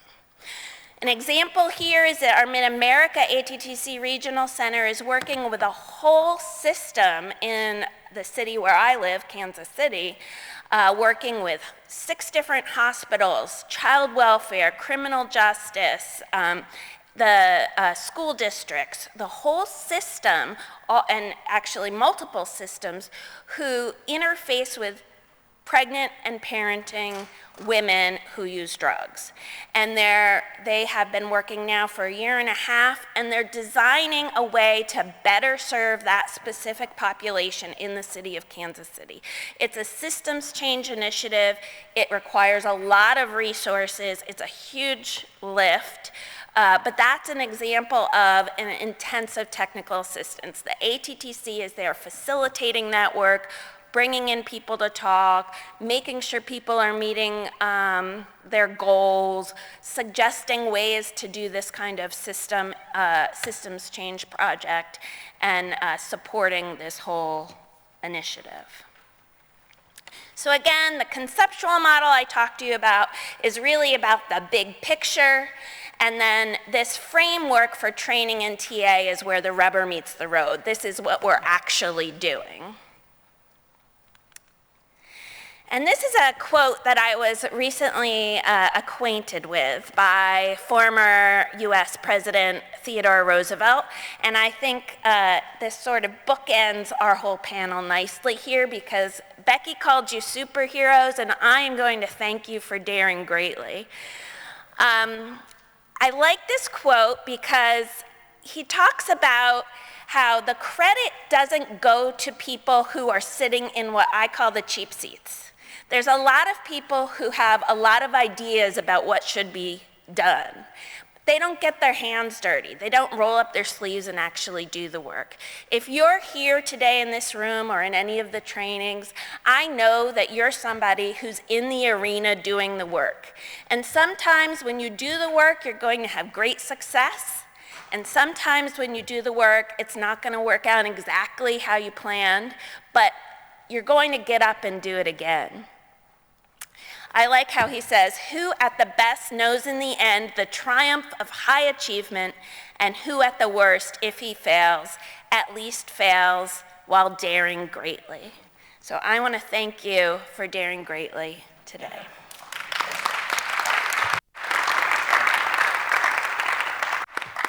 Thank you very much, Laurie. I agree that's a very appropriate finish to our panel. And I just want to reflect that message which has come through, that I think you've seen a continuum of approaches that the organizations at this table are undertaking.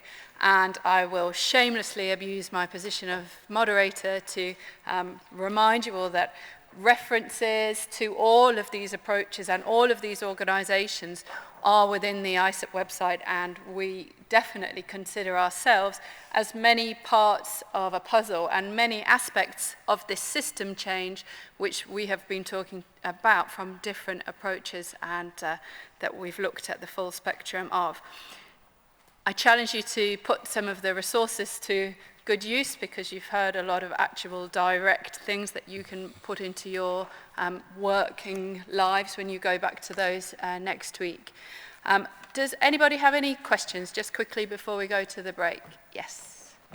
So I've got two quick questions. One, Charlotte, is that UTC 11 manual still for grabs? I'll put my name on it. I'll save it for you right up here. The second question.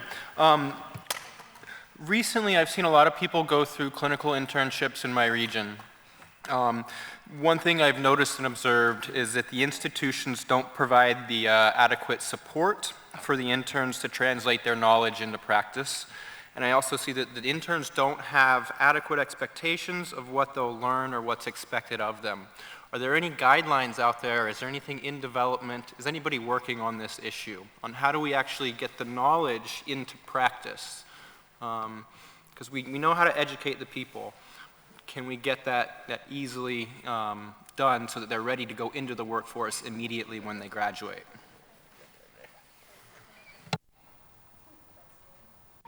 Not yet. Yeah, I mean, I think that's one of our goals, right? But it is that whole, so the ideal system is not created yet. But I think that that's clearly one of the goals and one of the things that ICUDDR needs to work on. But we can't, I mean, it's not just a university thing, right? If only the universities do it, then the places that your placements are at don't have to use the kinds of things that you've been training on, right? So or that you've learned in your education. So my personal example is a perfect example of that. That practically nothing I learned in school was what I then did when I went to become a counselor. So, and sometimes when I tried to use what I learned, and Rob, I bet this is your experience, I was told not to, right? So we really do have to, and I think that this is why it's so important for ICUDDR and ISSUP, and for at all the locations where the universities exist, to have that engagement of what are the problems that the providers want to have solved, and what is it they want their workforce to know, and also what is the research that needs to be implemented, because it's not just about training, it's about how do we actually get the organization to be capable of doing those things. So it's the goal, and let's ask again a year or two from now. No, and I just want to add, this is the kind of information we also want. We want to make sure that we know what you want people to know, because that's what we should be testing on. Those decisions shouldn't be made somewhere up on high. We should have the information from those that are actually working in the field, so that we know what needs to be. We're constantly updating the curriculum, and we're constantly updating our exam. So that's the information we need too, because that's the other way to make it happen. And just to add to that, again, I think a request as much as an offer that within the ISSUP network, we do have specialized content for early careers, for students, as well as a jobs board which gives employment opportunities. So please go there and sort of direct that type of group to that information, but also if anybody has things to keep feeding that group to maintain and kick off their professional development, then that is very welcome. Any other questions? Yeah. Just a short comment. Thanking you for this wonderful, amazing conference. I'm so happy to have the opportunity to be part of this family networking. It was amazing, all the knowledge and the opportunity to get all these fabulous speakers coming, and also so happy that we are going to be the host for the next coming ICUDDR in Lima, Peru. Hope to see you soon. Thank you. Thank you. We will wrap it up there. You can grab any of our speakers in the break if you have any more specific questions or suggestions. As we've said, we are very open to ideas. And we'll see you all back here at 4 for the closing ceremony.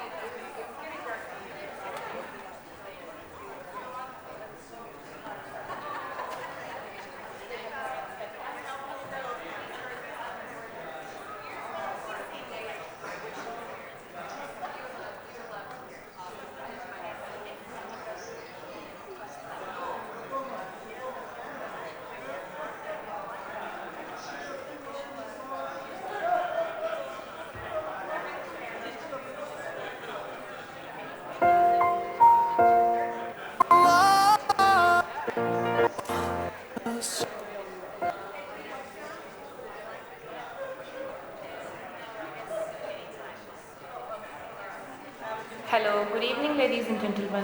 My name is Rabia Hanif. I'm a clinical psychologist by training. I belong to Pakistan. I have been working in the field of substance abuse for the last 6 to 7 years. I'm highly thankful to ISSUP jury for making my selection as an early career award winner. I'm also thankful to all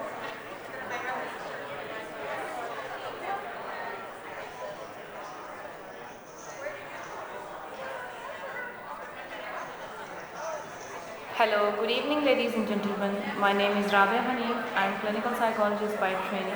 Hello.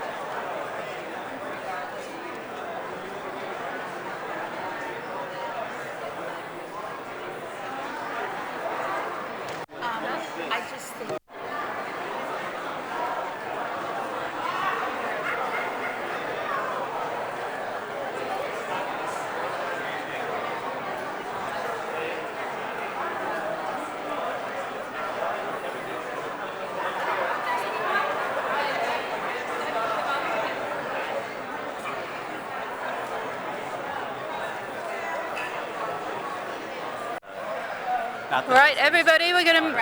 It's not even on.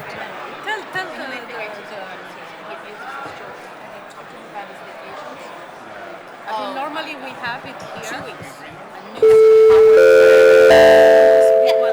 He's coming to Chicago for 2 days, so I'm giving him. Could I ask you to all take your seats, please? Come on, we've run so well to time in this event. We can't sabotage it now. We want that to be our reputation, the event that kept to time. I'm sure it is. Don't get worried.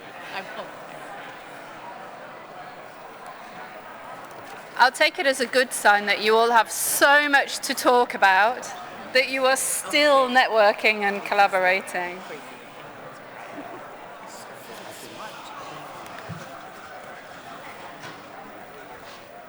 Okay, thank you very much. As I say, I will take it as a good sign because the first thing I want to ask is, have you all enjoyed your family reunion?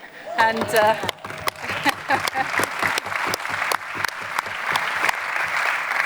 and I will take that as a yes.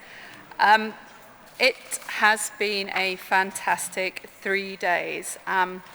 It's really meant a lot to me that we've had such positive feedback as I've been walking around the building, and that I've had the chance to talk to so many of you. So I thank you for that, for taking the time. My official job now is to do the very important part of saying thank you, because I know that many of you have worked on similar events, but even if not, you can imagine the effort that something like this takes. We have had an ISSUP team working on it, which has been Diana, Livia, and Edie, and they have lived and breathed it. And Diana, in particular, has been, working all hours. And without that attention to detail and dedication, we would not all be here. So thank you very much.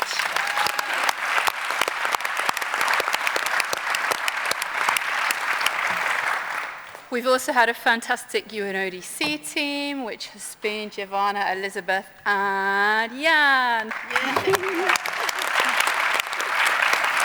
who has carried the brunt of this event, being over here, and has been talking to us at all times, and has been utterly professional and efficient throughout. So I really do appreciate it, and so do all of us. Thank you, Jan.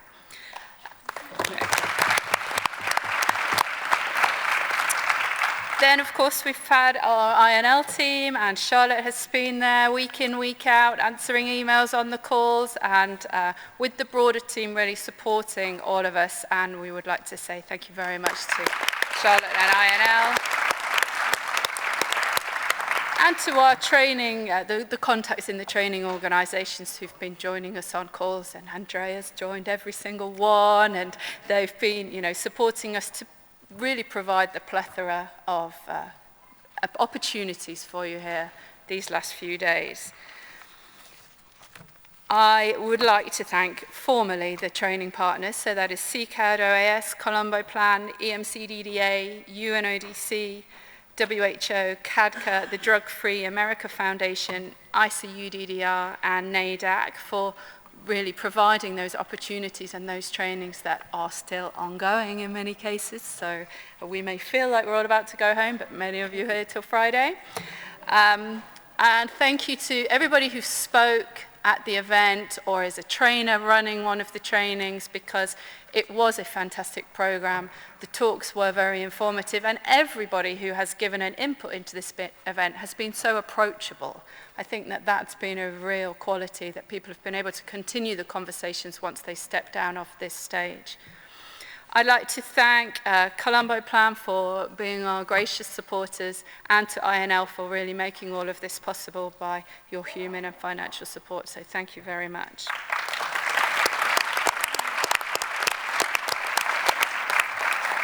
And I'm forgetting some people. All of you.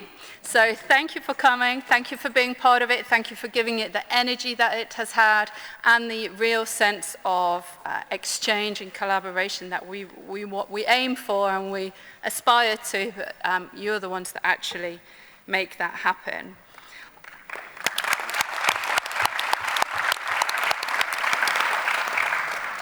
I hope you've all learnt something. I hope you've all been able to share something, connected with someone, and I'm sure that you will all have lots to think about and plan as you go home.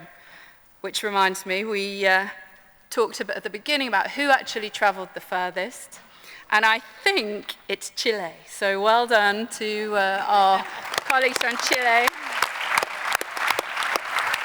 Somebody now will afterwards come and say, no, I was on a longer flight.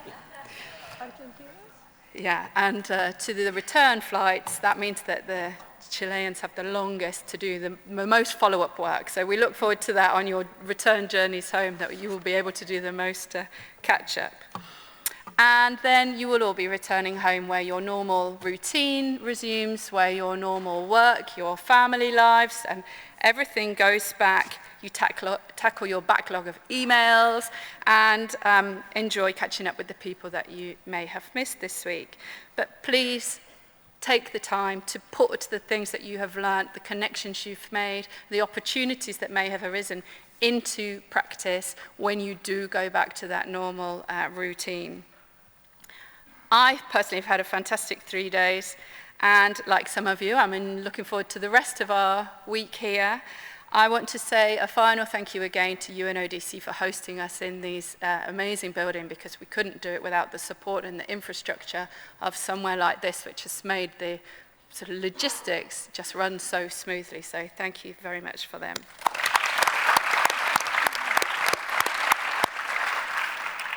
Some of you may have seen on one floor down next to the poster session that we have an in memoriam area where people have sent to ISSUP or have brought with them being able to give attention and really mark the people that we have lost that have contributed a lot to the field but are unfortunately no longer with us.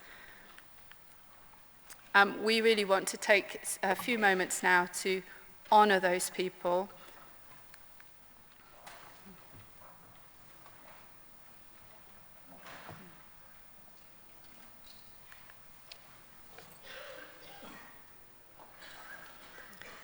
And we have a video sent to us prepared about one of our colleagues.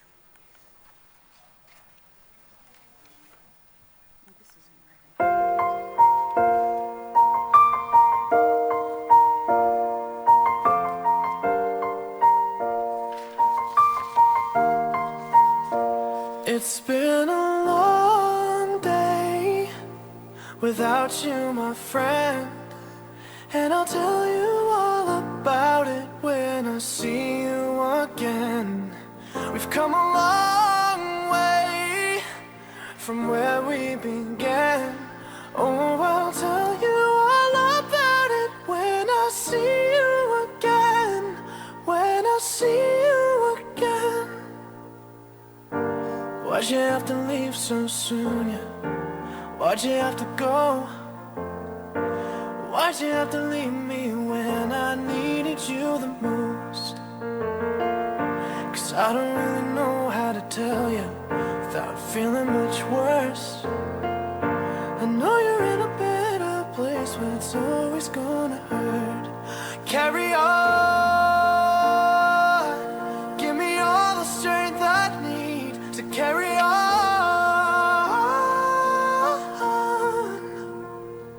It's been a long day without you, my friend, and I'll tell you all about it when I see you again. We've come a long way from where we began. Oh, I'll tell you all about it when I see you again. When I see you again.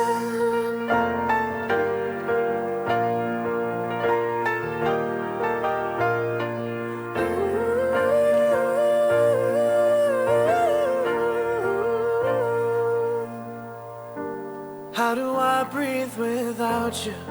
I'm feeling so cold.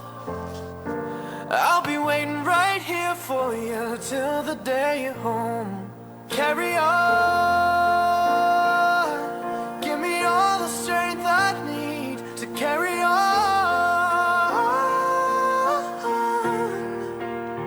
So let the light guide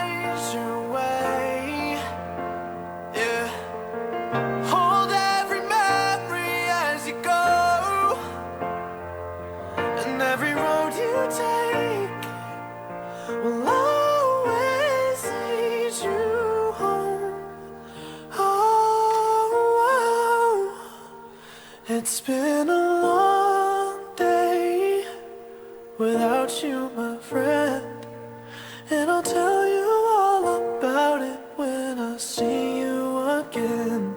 We've come a long way from where we began. Oh, I'll tell you all about it when I see you again. When I see you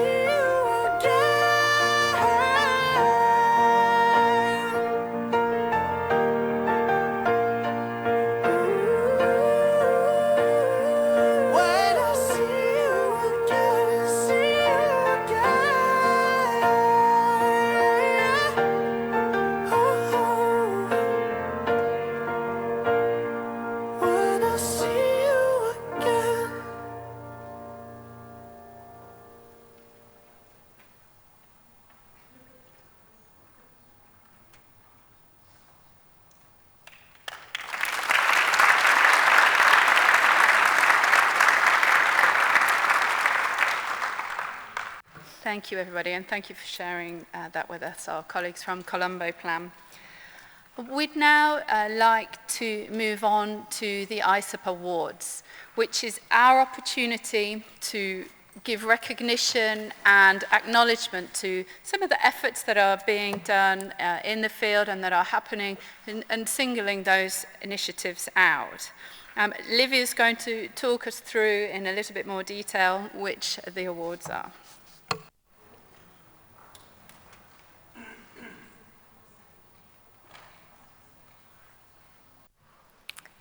Very good. Welcome, everyone. Thank you very much for joining us this afternoon. It is my honor to introduce the ISSUP Awards. This is the second time that we're giving out awards. We started in Nairobi, Kenya last December. We have 3 different categories. We have the ISSUP Evidence-Based Drug Demand Reduction Initiative Award.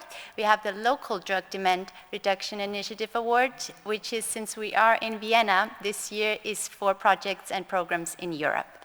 And the third one is the award for individuals. So it's our ISSUP Services to Drug Demand Reduction Award. And we have within that 3 subcategories: for early career individuals, for an award for excellence, and a Lifetime Achievement Award.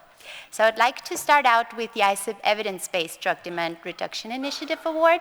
So this is an award that celebrates drug demand reduction initiatives from around the world that are evidence-based and further the cause of prevention, treatment, and recovery. And so they could be programs, projects, policy work, or campaigns.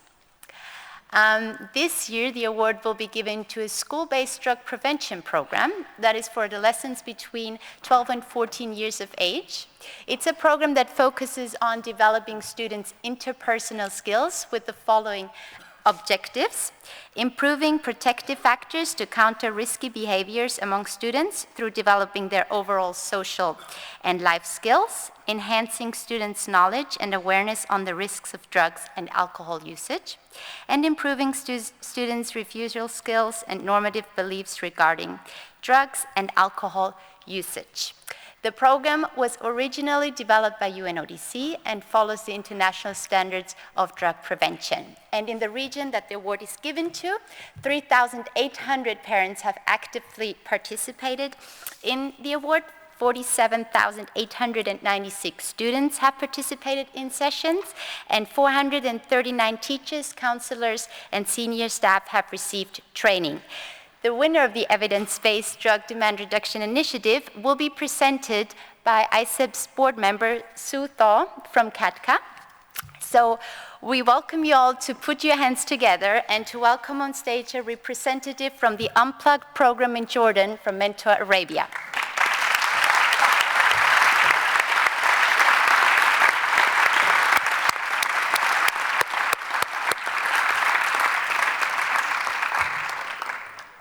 Thank you. It is Anthony Abisei.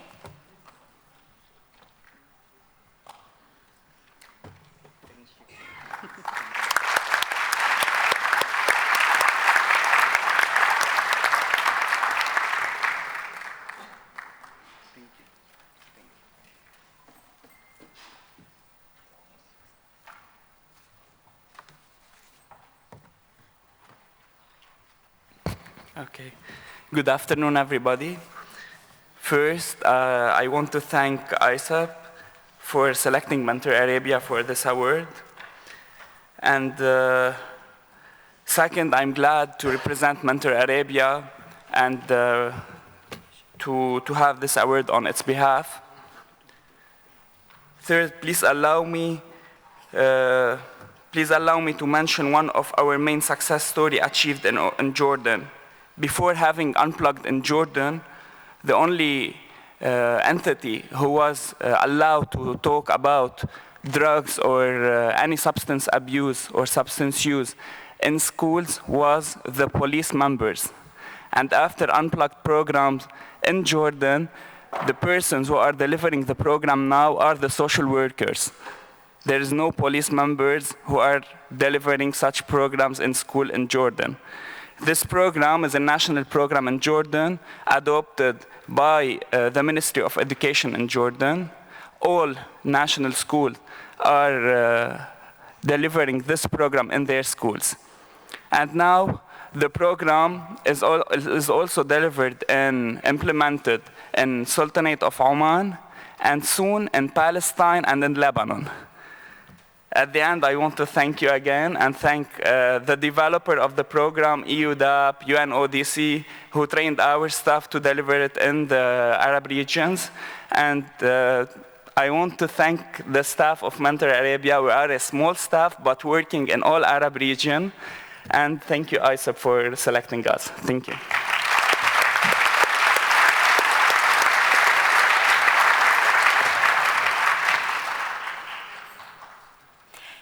Just a quick background information for you all.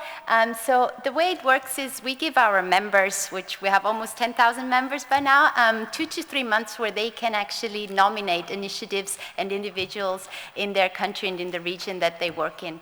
And then we review them and we pass them on to the awards committee, and then they are selected by them. So just if you were wondering, let's move on to the ISSUP Local Drug Demand Reduction Initiative Award.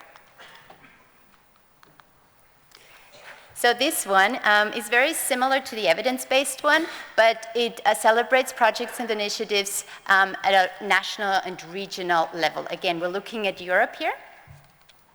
So the award will be given to an evidence-based prevention model that follows a community-based approach designed to deter adolescent substance use and promote opportunities for positive youth development.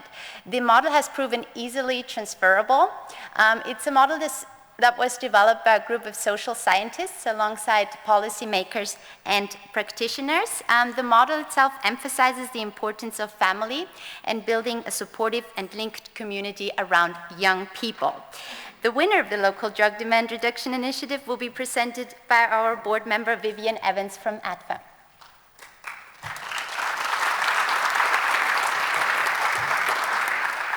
So let's give a warm welcome to John Sigvason from Planet Youth.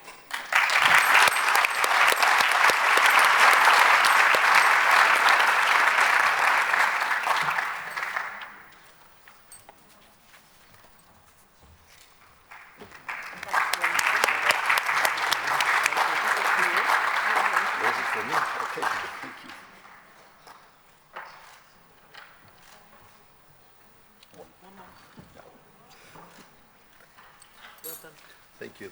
Thank you.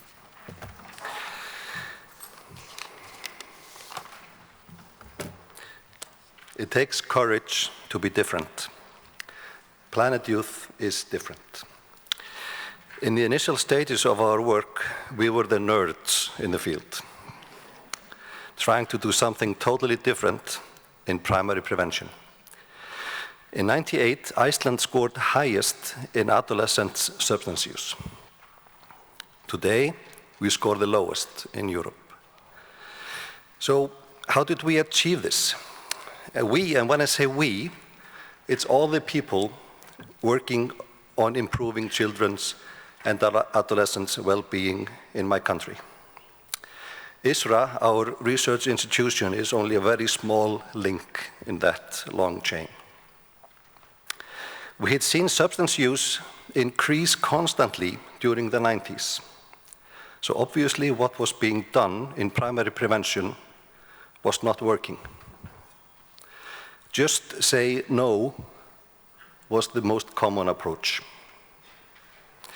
At that time, scientists had used data collected in schools to find out if it was possible to use scientific evidence to reduce substance use amongst adolescents.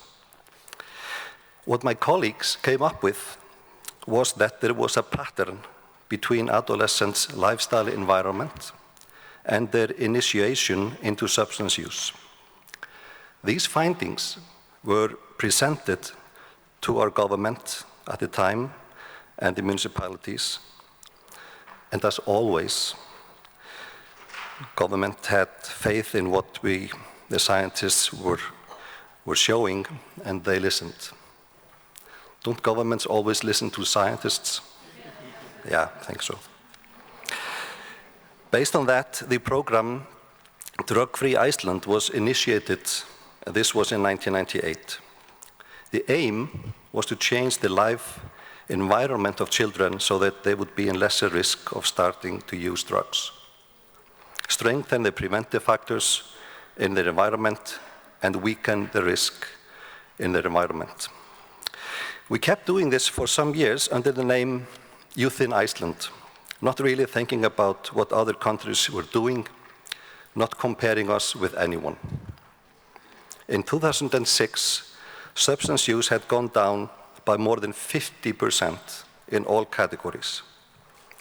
And now the phone started ringing. What are you doing in Iceland? Soon after, we launched the same methodology, now under the name Youth in Europe. When the methodology was introduced outside Europe in 2016, we changed the name to Planet Youth, but still always doing the same things, using local evidence to change and improve children's lifestyle environment. The lowering of substance use is simply a byproduct of that work. Teaching not the children but parents how they can be the biggest preventive factor in the lives of children, increasing availability to all sorts of organized, quality-controlled extracurricular activities, asking children about their lives and what they want, and feed that information back into society.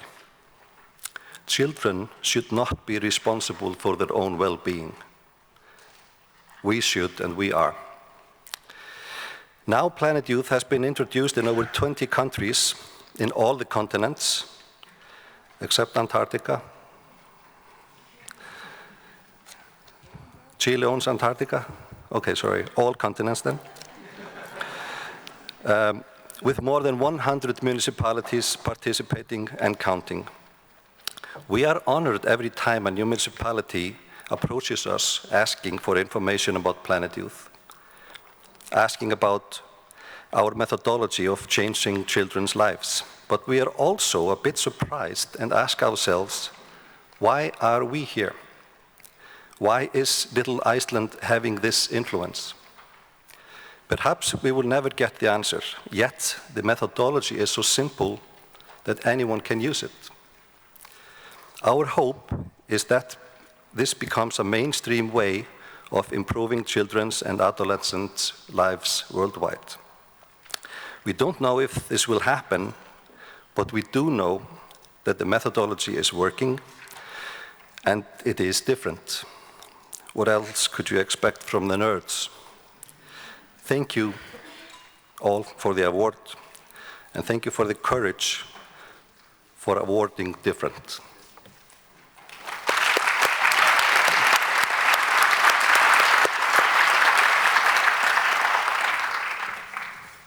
Thank you, John, for joining us.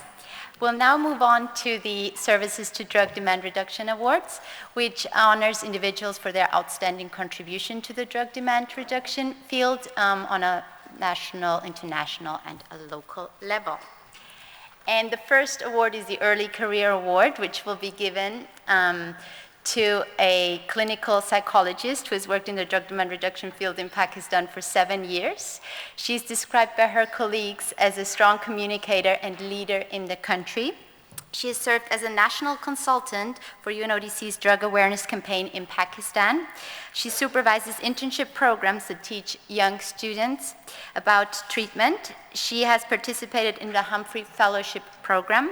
She has completed all UTC 1 through 8 curriculum and has organized ECHO training in Pakistan, and she has published several articles. Unfortunately, Rabia Hanif, who is the winner, will not be able to be here with us today, but she has sent us a video, a very short video, which we will be watching now.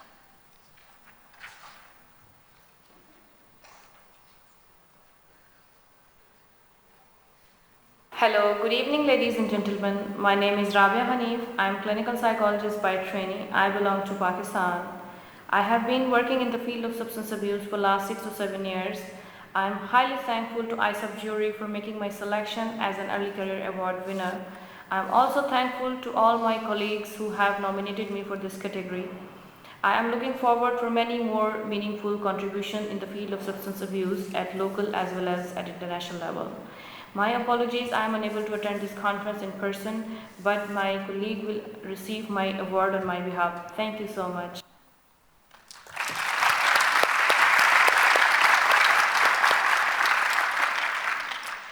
Unfortunately, her colleague wasn't able to be here,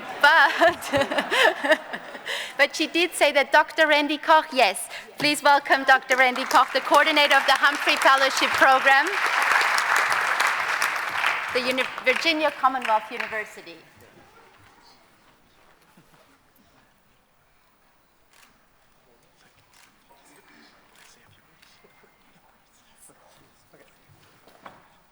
So I can't pass up the opportunity to brag a little bit about Rabia.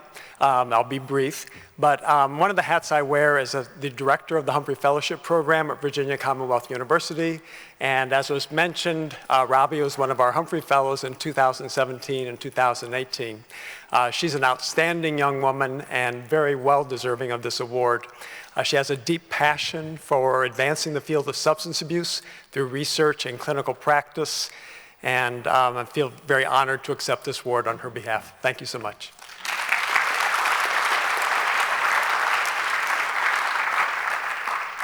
Thank you very much, Randy. We are moving on to the Excellence Award. The Excellence Award will be given to a trainer and advisor who has worked in the drug demand reduction field in India for the past 12 years alongside governmental and non-governmental organizations. His achievements include coordinating alongside the State Prisons Department a de-addiction program, working as a technical expert for the National Accreditation Board for Hospitals for the assessment of opioid substitution therapy clinics and for the assessment of integrated rehabilitation centers. He has also developed guidelines for the functioning of rehabilitation centers. He has supported the establishment of several de-addiction facilities, and he has worked as a master trainer and technical advisor to the government of Punjab. I hope he is here with us today. Please show your appreciation for Dr. Sandeep Bola.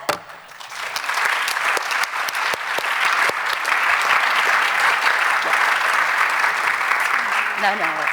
The award will be presented by our Executive Director, Joanna Travis-Roberts.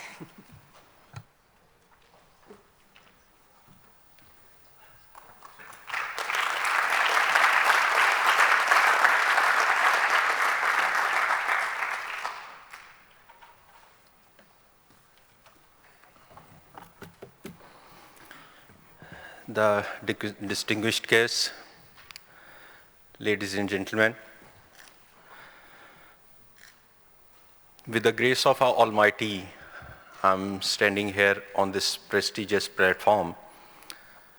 This has been possible because of blessings of my parents, the utmost dedication shown by my wife behind the scenes, and the time which I have stolen from my kids for this cause. The award actually belongs to all my staff members, my colleagues, my medics, my paramedics, my counselors, my laundry boy, my cook, my cleaning boy, everyone, because they have done the real work. We have tried to introduce different kinds of approaches for the treatment aspects, not only sticking to just one modality. We have worked on the indoor de-addiction centers, rehabilitation centers, then, of course, the maintenance therapy programs. Along with that, we have tried to do this training programs for the medical as well as paramedical staff also. And finally, I'm highly thankful to ISSUP for giving me this platform, giving me this award, which is actually an impetus, or you can say a nitro booster, to work more efficiently, more energetically, and with greater zeal. I would end up with the quote from one of our Sikh gurus, which goes like, Deh sivavar mohe ihe, shubh karman te kabhu na taron. O Lord, give me this boon. May I not refrain from the righteous acts, that I fear not to fight, and with utmost dedication, sincerity, and my willpower, I claim victory. Thank you so much.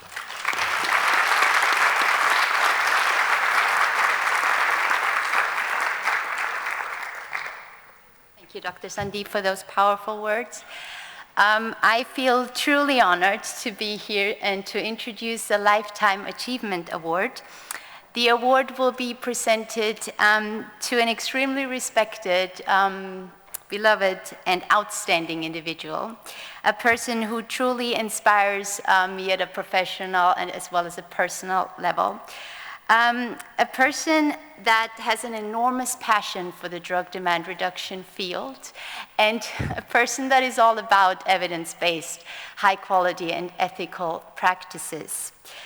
The award will be received by a person that has a great sense of justice as well as a great sense of humor. I see this person as a lover of life, and I feel truly honored to call him a friend. I say that ISSUP wouldn't be ISSUP without him, and I will now pass on the stage to Joanna Travis-Roberts. I just want to add a little bit about this person's impact upon the field of prevention, that he has worked on a global platform and touched many organizations, supported governments, supported organizations such as UNODC. He has impacted many people in this room. So he has worked on every level, always pioneering the people on the ground, the practitioners, and making sure that there is accessibility and collaboration for those. He would always, have advice and be very benevolent in who he would support and who he would be willing to help and boost in their drug demand reduction efforts. So we talk about the global impact, the impact in this room, but also a really huge impact upon myself professionally and personally. So I'll let Melody continue. Apparently this individual may know who he is because we hear he's bought a new suit for today. I first met this individual, or at least heard about him, in 2015 when we began to organize ISSUP. I heard that he was a Brit, and I said to myself, oh my, I've never worked with anybody from Britain before. Will I have to watch what I say? Do I have to be a little more classy and straight? And I find out, well, no, not exactly, that there was a certain irony and sense of humor with this individual. I then began to learn much, much, much more. This is an individual whose passion, whose care, whose history, whose dedication, whose tireless work is something that we really need to applaud, to recognize, and I am so happy to be able to do with that. In addition, I have to say this is also an individual who has identified Joanna as our new leader, and we are grateful for that. And probably the best thing I could say about him in this day and age, he is one of the kindest men I have ever met. To that regard, I want to present the 2019 Lifetime Achievement Award to our former Executive Director of ISSUP, Jeff Lee.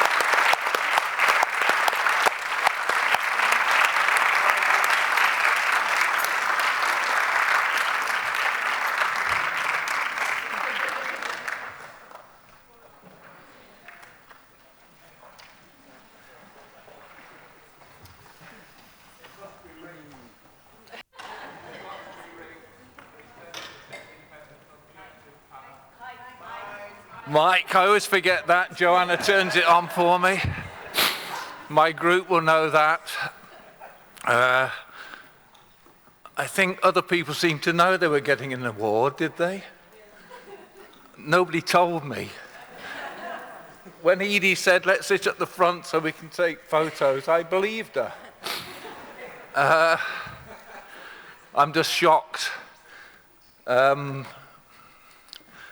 What do I say? Those of you that know me will know that I also cry very easily. Not because I'm just a weeper, but because I feel very deeply. And I'm just trying to avoid the tears and say something that's meaningful. And all I can say is thank you. Thank you to wonderful colleagues, because I've always believed that this is a team effort, never an individual effort. I've met and worked with some incredible people. When I meet Americans, I think, gracious me, I'm a little too quiet, retiring Brit, Melody. And I think, what do I say now? I haven't got the words. I haven't got the eloquence that flows when a lot of people do speak. So my job has been, I hope, to stimulate others to speak on my behalf and to share my beliefs and help to build their own beliefs in our cause, really. My other problem is that when I stand up here, I get very nervous, and I have to go through a session where my adrenaline flow reduces so I can speak properly. Even through that, I don't know what to say, other than thank you so much. Thank you, colleagues. Thank you, all those wonderful people out there who've made it a joint effort.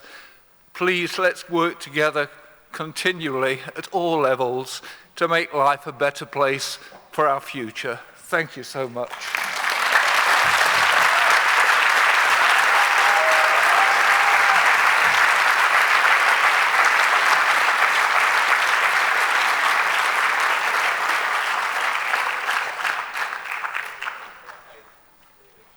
I don't really know how to follow that. Take a breath, and I would like to introduce our colleague Joanna, who is the officer in charge from UNODC.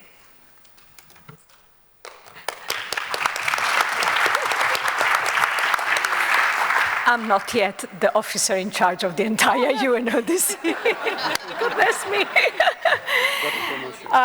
But dear friends and dear esteemed colleagues, it's a great honor to be able to be here and think about the last 3 days and the next 2 days. And first of all, let me say congratulations to all the winners of the awards, but also a personal deep appreciation for Jeff. Jeff, you deserve every little word that was said and more for your dedication, passion, and great, great big heart. close parenthesis. Now let's go back to the official, to the more official program. And as we are closing this conference, let me pause 1 second and look back a little bit. Very proud to look back at the successful past 5 years of fruitful partnership with ISSUP and the meaningful work that we accomplished all together. Think about the conferences in Bangkok, Campinas, Cancun, Nairobi, now Vienna, soon to be Abu Dhabi, to demonstrate our combined effort in strengthening the international workforce on drug demand reduction, and always with that idea in mind to reduce the human and social cost of substance use disorder, and particularly among the most vulnerable. I'm happy to have witnessed everybody's impressive day-to-day efforts in achieving this goal over the past days. And still, beside many accomplishments, I also want to mention that we have a longer way ahead of us. And when it comes to fighting stigma and discrimination, dissipating ignorance, as our leader often says, and remind us, promoting human rights and patient dignity, and always keeping in mind to address gender inequality. And I hope all of you have utilized this time, and still will do in the next couple of days, to benefit from these excellent opportunities to network and to learn. Scientific leaders as well as policymakers are gathered here to share their knowledge and exchange ideas. And in line with the International Drug Control Framework and many resolutions of the Commission, our governing body, I really want to emphasize the importance of bridging science and practice. As one of our award winners, do policymakers listen to scientists? Yes, they do, but we need to work together more. And we need to ensure the policies are informed by science and clinical practice. I know I've learned a lot, and I hope you did too. And I hope above all that we will use what we have learned to actually improve what we do. And let us always, always remember that our work directly contributes to the health and well-being of people and to achieving many of the Sustainable Development Goals. And I'm not only talking about 3.5, strengthening prevention and treatment, that is our bread and butter, right? But also on addressing non-communicable disease, promoting mental health, 3.4, Goal 5 on empowering women and girls, 16.1 on reducing all forms of violence, and above all, very dear to my heart, 16.2 on eliminating violence against children. And by applying science, we are making the world a better place. Yes, I truly believe that. And more health, more well-being, more safety, less violence, less crime, especially for the weakest and most vulnerable. This collaborative event would not have been possible without a lot of support, and I would like to add my words of thanks, of course, to our main donor, INL, of course. Thank you for your unfailing support.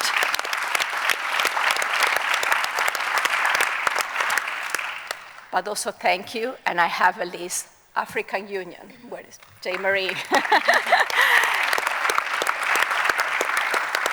CICAD OAS, Colombo Plan, EMCDDA, WHO, CADCA, DFAF, sorry, I don't remember the acronym properly, the ICUDDR, this one I learned properly, our consortium of universities, and NADAC, and NRC, for all of your hard work in putting ISSUP 5 together, but also for your daily effort, right, to improve substance use prevention and treatment and care of substance use disorders through knowledge sharing, capacity building, and of course, collaboration.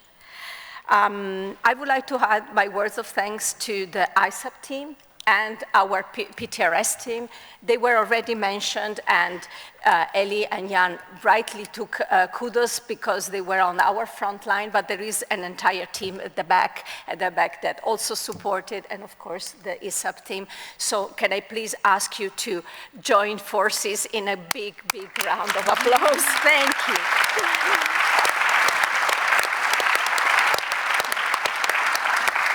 nothing would have happened without them, and certainly not so smoothly. So, so just to conclude, let me thank you all, of course, but just let's join hands and let us keep making a difference for the people in need of new energy, with new energy and inspiration. So therefore, dear friends, dear esteemed colleagues, dear brothers and sisters, we are family, right? On behalf of UNODC, thank you so much, and good luck with your ongoing trainings and safe travels to all of those that I will not be able to wish goodbye personally. Thank you.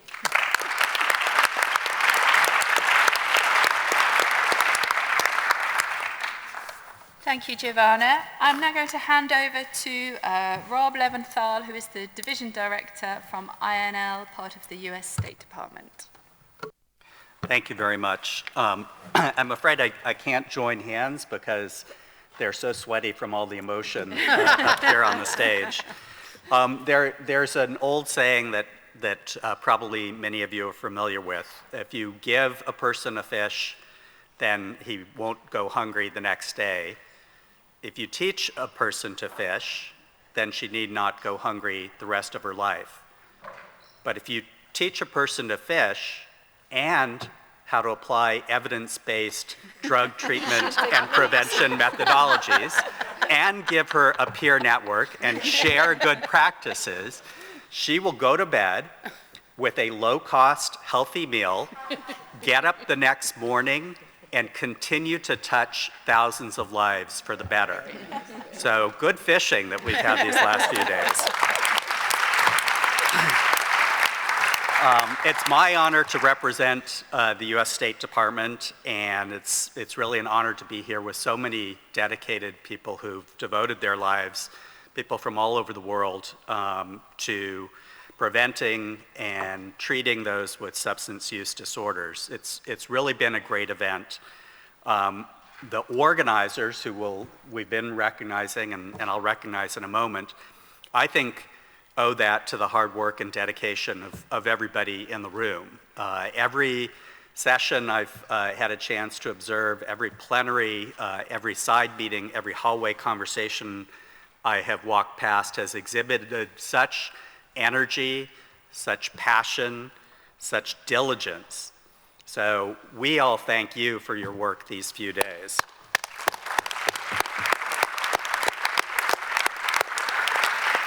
And then I'll echo the debt of gratitude, certainly on behalf of the State Department, to the superb organizers and the partner organizations.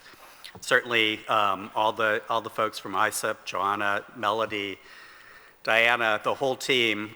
To mention some is to inevitably leave some out, and to our partners and colleagues at UNODC, not only Giovanna, Gilberto. It was quite an honor to have the Executive Director, Yuri Fedotov, and the whole prevention, treatment, and rehabilitation section.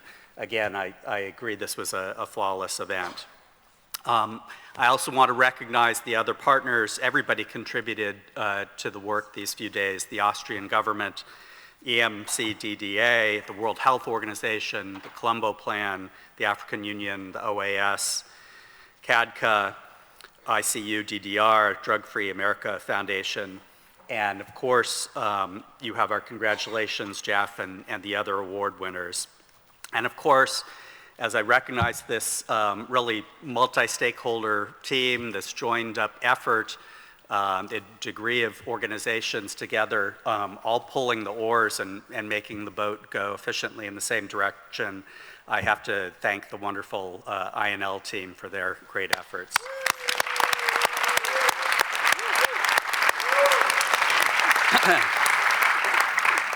So we've been really proud and pleased to be able to support ISSUP and through it the implementation of evidence-based, high quality and ethical policy and practice. Through our work with many of you, we've seen the creation and dissemination of specialized training programs for preventing and for treating those with substance use disorders. And we've also been pleased to be involved in the development of courses on treating very young children with substance use disorders, another curriculum on rural-based treatment. one for treating women with substance use disorders, and another on creating alternatives to incarceration. And I commented to Melody, early in my career, I was a public defender, a young lawyer in Brooklyn, New York. Many of my clients, indigents accused of crime, whose only legal recourse was me, so they were in tough circumstances, had access to outpatient, inpatient treatment programs. It was relatively new. This was the early 1930s when I was young. So I know how effective those can be and how important as an alternative to the standard course through the criminal justice system. The sessions that I saw on the agenda, and some of which I had a chance to participate in, reflected the true complexity as well as the evolution of the science and the practice in this area, whether they focused on children and adolescent substance use prevention treatment, drug-free workplace programs, counseling skills, motivational interviewing skills, crisis management, and cognitive behavioral therapy. And all of these were developed by leading experts around the world in the field of addiction and were based on the latest science and education. So hopefully, the work you do doesn't end with these few days. Hopefully you will take what you've learned, continue to seek credentials, including through the Global Center for Credentialing and Certification, and that you draw upon not only the materials on the ISSUP website, which are quite rich and meant to be a resource for you, but the relationships, the networks, the national chapters that many of you participate in, so that the impact and the conversation and the learning continues after this week. As Joanna said, in other words, you're all here because of a shared purpose. You have a common purpose to protect public health. You're here to promote the use of tools that have been proven effective that can lead people into long-term recovery. And you're here ultimately to save lives. Not everybody's called to this arduous undertaking, and not everybody is willing to submit themselves to these challenges. To those of you who are taking the credentialing exam later this week, good luck. To those who are just beginning training or still on their way to being credentialed, keep up the good work. As the author C.S. Lewis said, "Isn't it funny how day by day nothing changes, but when you look back, everything is different." Thank you very much.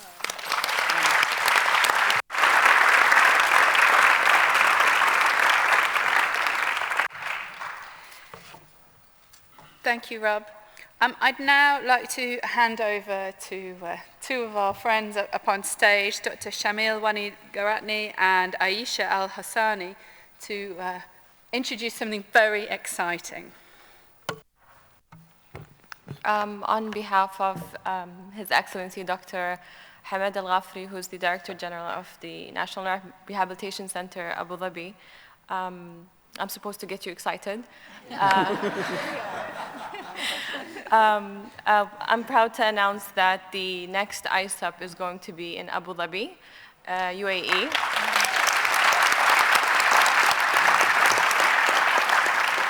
And that's going to take place the first week of January. So everyone, please make the effort to come. You can't miss it. And you can spend New Year's Eve in Abu Dhabi. Yeah, and watch the Dubai's fireworks, which is amazing. So. Oh, sorry, it's 2021. I got all excited, sorry. Yeah. Do you want to add something? Great. We are really looking forward to welcoming you and hosting this event with Brian and Charlotte. I've been in this journey from Bangkok, Cancun to here, Nairobi, and here. And I've seen the standards, the level, the focus go up and up and up. And this 3 days have been just amazing in every sense. So we have our work cut out. I think we want to get better and so raise the bar. So we will be working really hard for the next year and a half and really look forward to welcoming you. And also, it's a learning process. So I hope you give us feedback from this event, how you would like things to improve, and we would like to hear from you all the time throughout this process so that we would organize, raise the bar even further. Thank you very much, and really looking forward to it.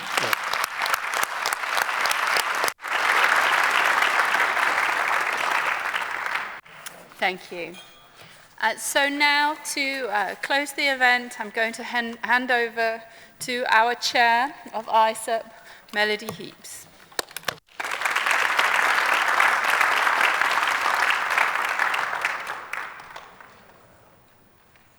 I'm going to begin by disappointing you. I somehow, between the hotel and here, lost my 10-page speech. So as we say in America, I'm going to have to wing it, if that's okay. Obviously, I really, really want to thank, again, the international partners that made this wonderful conference possible. Thank the staff of those international partners and the wonderful ISSUP staff and our leader, Joanna Travis Roberts, for the work they have done. Thank you so much. But mostly I want to thank every single one of you sitting in this room today. From Miriam in the Philippines to Beatrice in Kenya, who when I first walked into this facility, greeted me as if I were home for the holidays. Are you in the room, Miriam, Beatrice, are you here? Raise your hands. I want a picture with you. There is something in this room which I cannot describe. It is a spirit, and I will not articulate it and diminish it. But I noticed that it is an amazing thing that from the very beginning in the plenary session to Giovanna's closing today, the word family has been thrown around. How is that possible? We come from thousands of miles apart from each other. We have radically different cultures and languages and governments, and yet something is happening that feels like a family. I am very privileged to walk among you as an adopted part of that family, a family that understands what's at stake. The UNODC report has given us data, 585,000 deaths due to substance use disorder disease. But when they translated that to 42 million years of healthy lives, my heart stopped. 42 million lives wasted from a disease which we know is eminently treatable and from which we know there is recovery. If this were Ebola, there would be a hysteria in the world. But somehow, our job is to fight the placid acceptance that this is just the way it will be. And so what we have lost may be the next Mozart, or Picasso, or Klimt, or Gandhi, or Stephen Hawkins, who could have taken us to the new worlds, or the mothers and fathers, the sons and daughters, the friends, from whom we would have had joy and friendship and love. We are here as a family of global healers. We know the tragedy and what that loss has meant. And so today we have to leave, hopefully, with better knowledge, with renewed zeal, that we are indeed a global healing force. I please ask you to use the ISSUP website to stay connected as a family, to go to the chat rooms, the knowledge share, to post what you can, to make sure that we stay connected. It's very important. And in closing, I want to say that may the higher power that you worship or to whom you have surrendered your life sustain you in your mission and conduct you safely home until we meet again in Abu Dhabi in 2021.